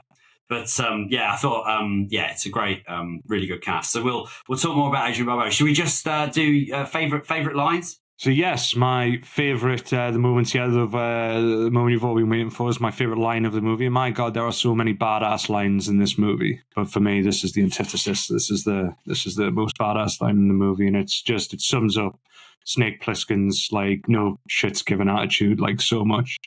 And it's obviously set up at the start of the movie when Snake finds out he's been duped and he has to do this mission. He says, "When I get out of here, I'm going to kill you." To Lee Van Cleef, and then at the end, obviously, he's walking out. He's just like messed things up for everyone, and he stumbles across Lee Van Cleef, who remembers, and he's like, "You gonna kill me, Snake?" And he's like, "Not now. I'm too tired. Maybe later." And then he just walks off, and it's just like, and that's why Snake Plissken is the most badass man in the world. Yeah, because I think the beginning of that relationship, like the way that the interplay with them two, talk, because they only get to talk on the radio and all the rest of it. Like, that payoff is particularly good at the end, and the fact that he can be badass even though he's like threatening to not hurt somebody. It's like, no, I'm not going to hurt you, but like he's still incredibly intimidating. And he's always out for himself. Like another testament to the character. He's just like, listen, like as much as I hate you, I'm too tired. Like I can't be asked. But he's saying maybe later. Maybe later. Yeah. There was a line at the beginning where he says, where is it? I can't remember what Lee Van Cleef said, but he sets him up with a line where he then goes, "You mean that I can't count on you? Good." don't want your help. It's like it's even better. It's just like I don't want you to be a reason for me to be, to be the hero or whatever. It's just like Lee Van Cleef literally saying like, "Oh, you can't count on, we're not going to be able to help you." And he's like, "I can't count on you." Oh, good. Yeah, because we've done him no favors in the past, sort of thing. So don't want your help. Yeah. Brilliant. Okay, cool. Right. Well, should we go to our final break and then we'll talk a bit about Adrienne Barbeau? Sounds good to me. And then we'll wrap up with the next reveal, which I'm very excited about. Awesome stuff. So, welcome back from the final break. So now we're going to go into our last section, which is where we're going to talk about our selected actor for this episode. And as I mentioned at the beginning, the link for this one was from Creepshow, episode 7, and the link was Adrienne Barbeau. Now, we've been sort of careful not to really talk about Adrienne Barbeau during the rest of this. We've been talking a lot about Snake. You've done very well. Yeah, it's very much kind of Plissken's movie, and I think that's easy to sort of accept. But actually, I'm glad we sort of saved the Adrienne Barbeau talk because I do think she is very awesome in this movie, and it was brains squeeze. Yeah, brain squeeze. I think what was really interesting about her character is, again, it's like you're in this situation where you're in a prison. Everybody's kind of these rough, apocalyptic kind of characters, but into the middle of this suddenly walks like a dame to die for. Who's that? That's Maggie. Brain squeeze. The Duke gave it a brain just to keep him happy. See what I mean? Heard you were dead. The actual character that Adrienne Barbeau plays was based on kind of those sort of tough dames from the sort of film noirs of the Fatales. 40s. So your Lauren Bacalls and those kind of characters. I thought it just really showed in that performance. She gives a really interesting performance because she is equal parts kind of like really, really sort of tough. But there's these lovely little moments where she shows some humanity under that. You've got to be tough to survive in this prison. Yeah. But there are moments where she shows a kind of other side to a character. It's not just being like, the tough heroine or whatever. She's there's nuance to her character and a lot of subtlety in her acting. Like it's a lot facially, and I think, do you agree with that? Yeah, no, completely. Well, she's not a damsel in distress in this movie. I had a lot of time for her. Like I say, she's given the name Brain Squeeze, but that's definitely not who she presents herself to be. So her character was, the term I have to use is gifted. She was gifted to Brain by the Duke because he's like the brains of the operation, basically. And it's very subtly done. You can tell that she has formed a relationship, like she's formed feelings, and that's very much shown throughout, but more so in the finale when Brain dies, and it's a look that I'm like, oh shit, like this went from an 80s action movie to like that's good acting. She's got this look on her face, she's got these tears in her eyes, and she just looks to Snake as if to say, give us the gun and just keep going. I'm gonna. You can see in her eyes, like, I'll happily die, like, just taking this guy on that's following me. And that sums up her character in this movie for me. Yeah, what's kind of interesting as well is knowing that backstory. You kind of think, she might, may not be, maybe it's just like convenience or whatever that they're together. But actually, she clearly wants to escape. She clearly wants to get out of there. Yeah. And so does Brains. But you get that nice sort of moment where actually it's sort of like she gives up her dream, which is to escape, for vengeance, because that's how much he means to her. And I thought that was that was a nice little touch, because through their relationship you sort of I wasn't sure about that, but it's a great moment. She's clearly like very handy with the gun. She's clearly pretty badass, and actually arguably I'd say Brains probably wouldn't have lasted 5 minutes in that prison if she wasn't by his side, because she seems to be the muscle of the muscle of the operation. He's the brains, she's the brawn. Can't even follow his own map. Yeah. Well, it's like, I love that moment where Pliskin runs onto the roof and she's blowing people away and he's just chucking rubbish at them.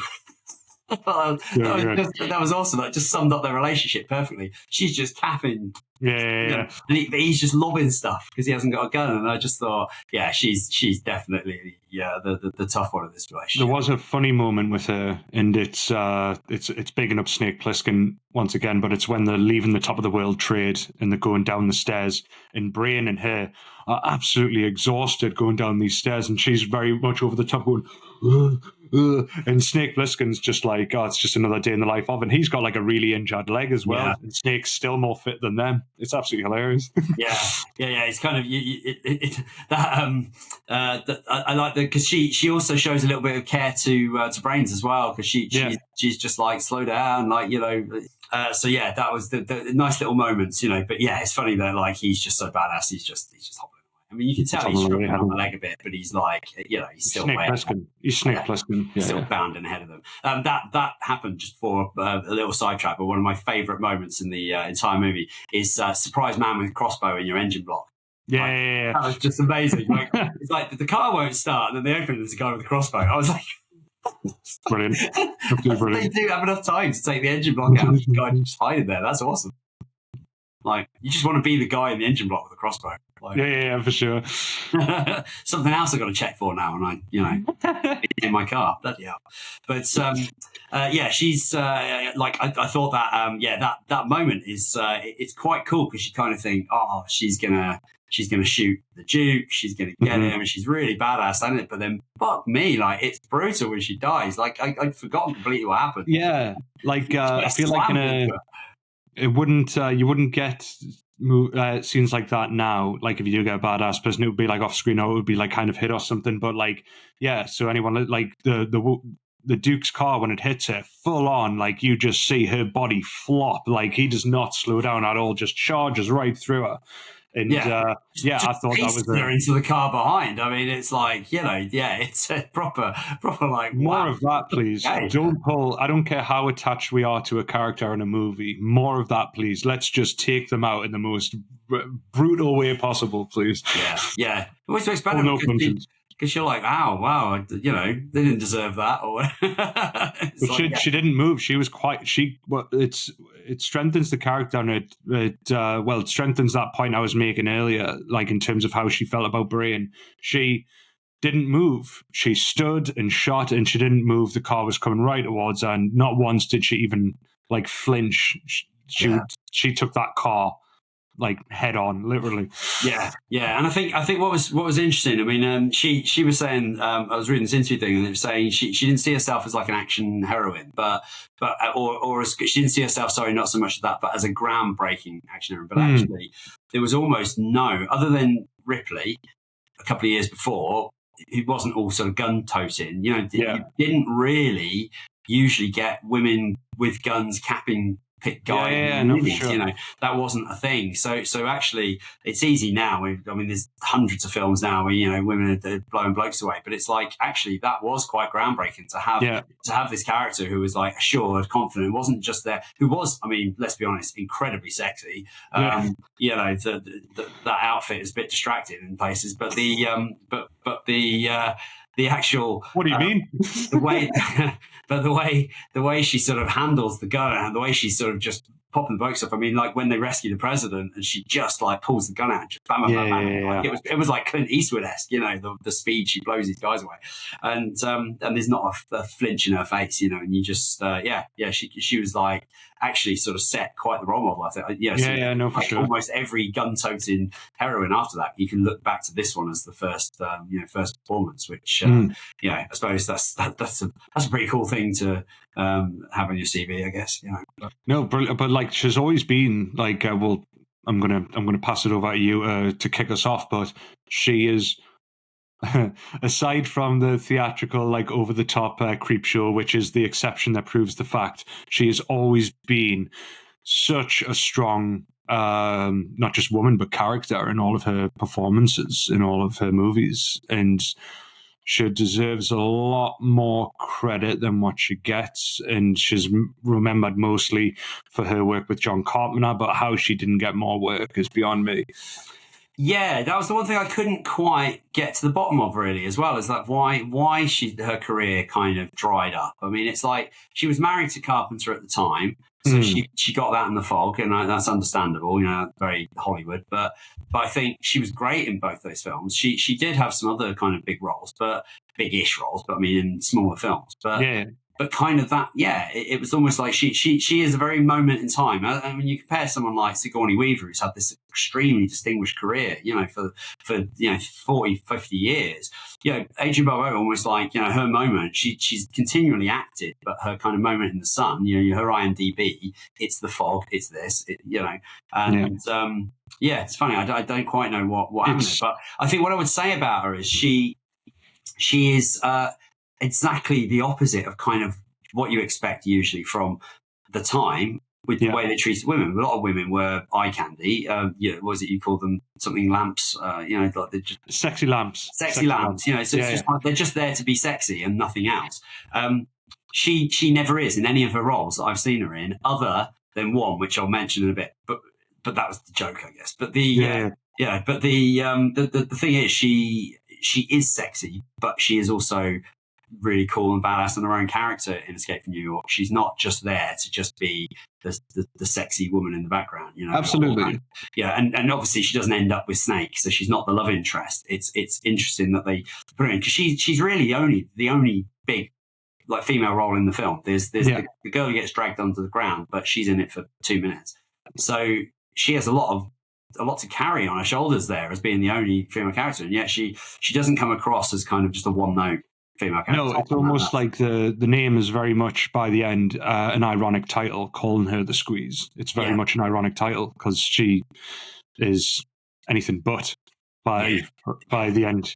by I the think time she that was gets the hit by the carpenter car. having a laugh at that Yeah, kind yeah, of yeah, noir yeah. thing, No, isn't for it? It's the sure. mole, like, people would just be like gangsters mole or whatever, and I think Yeah. that's what he was going for.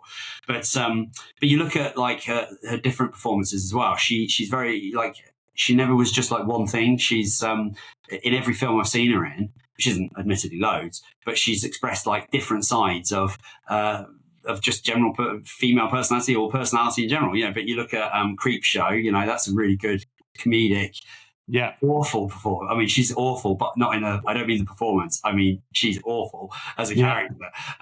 She's just horrendous. And then you look at her in The Fog, where she's, she's got all the burdens of a kind of, 30s mum, but she's also got that kind of flip to that personality, which is the sexy radio DJ with the husky And voice. she's in that. She's in that tower like for the whole movie, and it's a testament to how amazing she is, because you never once tire of what she's up to in The Fog, even though she won't have moved, but she's so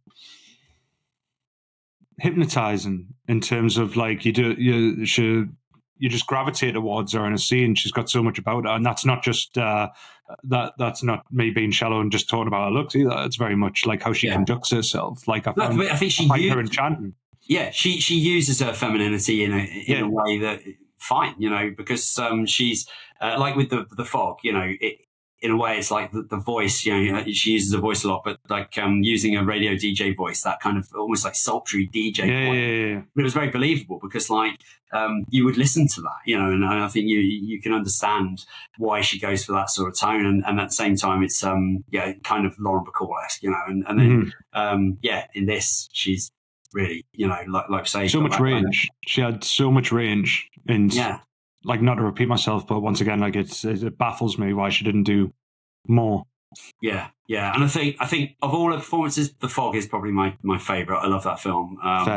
And but I think it's because she gets more to do in it than in Escape from New York. But considering the screen time I've seen her in, there's not loads. Did you know her like first professional? She'd done a few things. She actually was the first person to play Rizzo in the Broadway version of Grease. Is that right? Yeah. Wow. So she originated that character in Grease when it hit Broadway. So in like the early 70s. I can totally see her as Rizzo as well. 1,000% right. I mean, you couldn't pick a better choice for Rizzo. And in a way, I'm really surprised that she wasn't selected. I mean, seeing as they went for somebody in their 40s. Yeah. They might as well have just cast her. Yeah. So I'm kind of surprised that she didn't get the role in the movie. Cast Kurt Russell as Danny Zuko. Yeah. No, he was too busy being Elvis. Yeah. Oh, yeah. Same hair. It's fine. Yeah, so he just walked over, right? Yeah. But so it doesn't surprise me, but she started out just doing, I mean, she was like a go-go dancer and all that sort of stuff. So you can tell she learned early on, I think, how to use like her femininity, but there was a lot more to her than that. She had to really work her way up to get, good roles. And she actually quit a job. Apparently she was a go-go dancer, and they were saying she quit because they were then going to turn it into like a bikini bar, and they were expecting her to dance. Right. So she wasn't. She was happy to go dance, but she was like, "Nah, I'm not doing that." And I think that was awesome. This is late 60s, early 70s. She was like, "No, I'm not going to do that." And that seems like the sort of person she just comes across as. Yeah, for sure. Empowered. She knows her worth.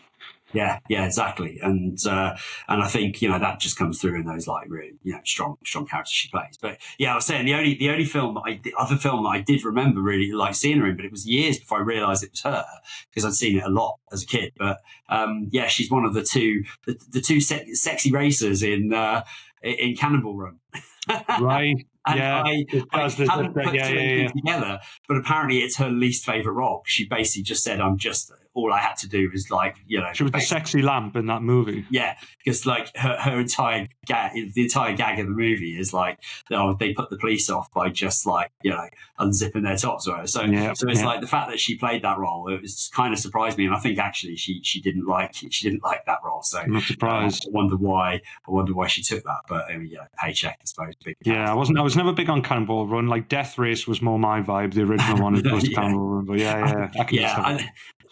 I liked them as a kid, but I think they're probably those films aged poorly. Yeah. So, but is there anything else you've seen her in that's not Nothing which sticks to mind. I mean, like I say, my favorite performances of her are The Fog or Escape from New York.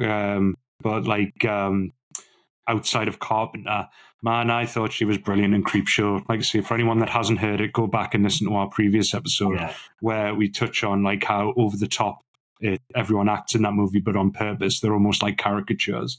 And I mentioned that she'd done The Fog before Creepshow, which was a weird contrast because John would constantly say to her on set, less is more, less is more, less is more, to get across your emotions. You don't have to be too like over the top, which was funny because it was the exact opposite on Creepshow. George A. Romero was just sort of like, no, go ridiculous, more is more, you know?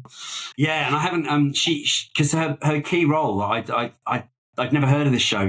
She was in a show called Maud for like 7 years or something. Oh, yeah. And then there's Maud. Yeah. So she was. So I guess she was kind of from that kind of sitcom background, and I mean, American sitcoms in the 70s aren't renowned for subtlety, right? So she kind of. It's probably quite natural for her to do that kind of over the top, and that's interesting. If Carpenter was asking her to sort of dial it back, maybe that was kind of more her natural tendency because of what she'd, the sort of career she'd had was kind of, I mean, it's all on the screen in American sitcoms. They're not like, say, art subtlety. It's not that. For sure. So, it's interesting. But I kind of, I love that role because it showed like what she could have been. Like, there was so much, so many other directions she could have gone in. She was good with comedy. She was good with drama. She was great in horror. She could do action. I feel like this is becoming a common trait of this podcast when we're revisiting certain actors, and it's almost leaving us a bit disheartened. And I come away from some of these episodes with a bit of a sadness, realizing how many great actors just totally didn't get their due. Yeah, exactly. Yeah, so the only film I haven't seen her in, like I say, this is probably my one to watch that I have, from my list is she was in Wes Craven's Swamp Thing. Have you ever seen that? Haven't seen it, but I've seen tons of stills from it, and I'm a huge fan of Craven, and it's one of those ones that just is slipped under my radar clearly, and that I keep meaning to watch that I haven't. And I'm a fan of both Wes Craven and Adrienne Barbeau, so it'll get addressed. My list of things to watch is infinite, so I'll get to it. Exactly. Yeah, and it's one of the few Wes Cravens I haven't seen. It's a shame because she is the lead in it, that would be great to. It would be almost like a little hidden gem to be able to just watch her Adrienne Barbeau performance because I've really enjoyed seeing her in the last few films, I think knowing that there is at least that I don't know if it's meant to be any good, but I don't think it's regarded as a classic. I don't think people talk about it very much for a reason, but hey ho, I might be surprised. But after that, I mean, really, it's just been sort of bits of TV here and there, and just bits of films that I've not heard of, and there hasn't been like I mean, if there was ever somebody that you thought was due a kind of like a Tarantino-esque comeback movie. Yeah. You would have thought that Tarantino would have used her in one of his projects. Yeah. Because he's a huge fan of Carpenter as well. So Adrienne Barbeau, where are you? What are you doing? But like, why aren't you making movies like The Fog? I think that might that'll take me on my to watch of hers, and I don't know if this will. It's more because I really enjoy of what I'd love to see her in. I enjoy the concept of it, but it's just because it's been done to death so much. I'm hesitant. So she's actually, for any Watchmen fans out there, Alan Moore's Watchmen, there's been a recent sort of like animated adaptation of the comic, and I've been meaning to watch it, but then I found out that Adrienne Barbeau is actually Sally Jupiter in it. Right. Okay. That's a great choice. Yeah. She does the voice, and as soon as I read that, I was like, oh shit, that's actually a brilliant choice. Like even live action, she would be brilliant as like an aged Sally Jupiter when she's older.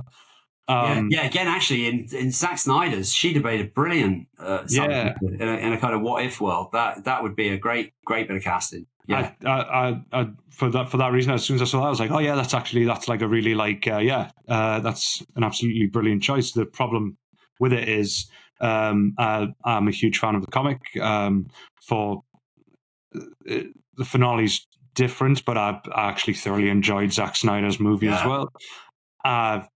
really didn't like the sequel series. I really didn't like. I don't know what they were going for. It was a really weird sort of a sequel to the comic, but with no involvement from the original. It wasn't for me. And then an animated sort of the comic, I was like, it's been done to death. But having a look at the voice actors that are involved, especially Adrienne Barbeau, I'm like, maybe just suck it up and give it a watch. Yeah. Actually, that does remind me. So the one other thing I have heard her in, if not seen, is she was the voice of Catwoman in the Batman animated series in the 90s, which I did not know. Yes, I did not know until I read that on her IMDb, and I was like, oh wow, okay. So yeah, I think she's just probably doing a lot of. Seems like there's a lot of actors that seem to make a good living just doing voiceover work. Yeah. Just sort she's of. She's got a brilliant voice for it as well. She nails Catwoman, right? I mean, you just rock up, with a mic in a studio, and you just sit and do your lines and go out. Yeah. It's like, I mean, there's more to it than that, I appreciate. But like, no, not trying to offend every voiceover artist, but like, it's, but yeah, I mean, I guess compared to like weeks on set and hair and makeup and all the rest, I think one thing I did read that, just to go back to the wrap up on Escape from New York, the one thing I did read that I was quite impressed with is her attention to detail with her character as well, because apparently she really went in on the kind of what would my character be wearing and how would they wear it, in this kind of environment when you haven't got everything, you can't go to the shops or whatever. And although she's wearing like what looks like, it's quite a glamorous dress, it's like the makeup she's wearing, she was basically like, she picked because she was like, well, that would be the sort of makeup, the colours. She's silver. Yeah. Silver would be an easier colour to get hold of. And apparently her hair is pinned up with a turkey bone that she basically took a turkey carcass, boiled it down, got the breastbone and used it as a hairpin because she was like, you'd be able to boil animals. That's a brilliant touch. So just little things like that. That wasn't the costume department. That was her. So if you look closely, apparently you can see a turkey bone stuck in her hair. So I think, that shows a kind of level of thought about character as well, which, it's interesting. Where is she? But I'd love to see an old Adrienne Barbeau pop up in something. That'd be for sure. Cool. Right. Okay. Well, I think that wraps us up. I mean, the one to watch for me, if you were going to go between the Fog, if you had to say Fog or Escape from New York, which one would you go with? Two very different movies. I would say to all horror fans out there, The Fog. I would say to sci-fi action, anyone that loves a good dystopian movie, Escape from New York. Oh, good. That's a good answer. Yeah. Good fencing. No. Yeah. Yeah, I think I 100% agree. Yeah, it's hard to choose. There's more of her in The Fog, so it's specifically for watching her. Like, she does so much with so little in Escape from New York. Like I say, that one scene alone when she's on the bridge, teary eyes. For me, she does so much with that small of a role. But for more screen time, The Fog. Brilliant. Great stuff. Okay, that wraps us up on episode 8. So my favourite bit, let's get going. So the chain now. So we've got Adrienne Barbeau. I mean, great. Like I said, ultimate cast of grizzled old gits in this, like tough, exactly that bastards, whatever you want to call them. Like so you could totally throw me here and go in a different direction. So Jack, where are we going? So no, and I really wanted to as well. I know, like we never pick the obvious choice. I think you did with Michael Biehn, but so for that reason, I'm going to pick my first ever obvious one, just because I want to talk about this actor so much, and I'm a huge fan. So I'm not gonna pick like a side character. I'm not gonna pick Isaac Hayes in South Park, Bigger, Longer, and Uncut. My choice is going to be Kurt Russell. Oh, interesting. Okay. I was thinking, great if you do it. What the choice of movie? Kurt Russell, and he's got a magnitude of like amazing movies. But I think I would be a fool not to pick Escape from LA, obviously. No, I'm joking. I'm not going to. Wow, I almost hit stop on. Yeah, just overruled. We're going to watch Escape from LA. So no, Kurt Russell in S. Craig Zala's Bone Tomahawk. Oh, great movie. Okay, I have seen it. I'm very excited to revisit. I've only seen it once, so yeah. Okay. Brilliant. That's great and nice. Brings us back into almost the present day. Almost the present. Yeah. We're jumping clean out the 80s and from the 80s. and Kurt Russell's still as strong as ever, and that's why I picked this to as a testament to how well he's still doing. Great stuff. Great stuff. Yeah, excellent. There's so much stuff we can talk about Kurt Russell. That might be a 4-hour episode. I mean, sorry. True story. I also could talk about Kurt Russell all day. So yeah, no worries. We go in obvious on that one. Let's see where it takes us. Awesome stuff. This could be my first tricky exit on the next one. Yeah, I'm looking forward to seeing what you pick for sure. Interesting. I have to get researching. Well, brilliant, Jack. Enjoyed it as ever. Thank you everyone for listening. Please like and share, and please comment. We want to hear from people. Absolutely. Yeah. Let us know, as always, what movie would you have chose for the next, what actor and movie would you have chose for the next episode? Because we love hearing what routes other people would have taken as well. But like, subscribe, share. We're always eternally grateful for any returning listeners, but by God, please tell your friends. Yeah, because I am upset that Jack didn't choose Airwolf the movie with Ernest Borgnine, but let's get out of the 80s at some point. Brilliant. From just quick wrap ups then, Jack, do you want to just give your channel a shout? Yeah, absolutely. So jackdinmovies.com, you can find all of my social pages on there. We got articles, reviews, recommendations in more recent weeks. My most recent reviews, rather, Nosferatu with Bill Skarsgård, Robert Eggers. If you want to hear my in-depth critique, check that out. But also, I rarely do these, but a review on In Search of Darkness, the deep dive into horror from the 90s, more specifically 1990 to 1994. Please check that out.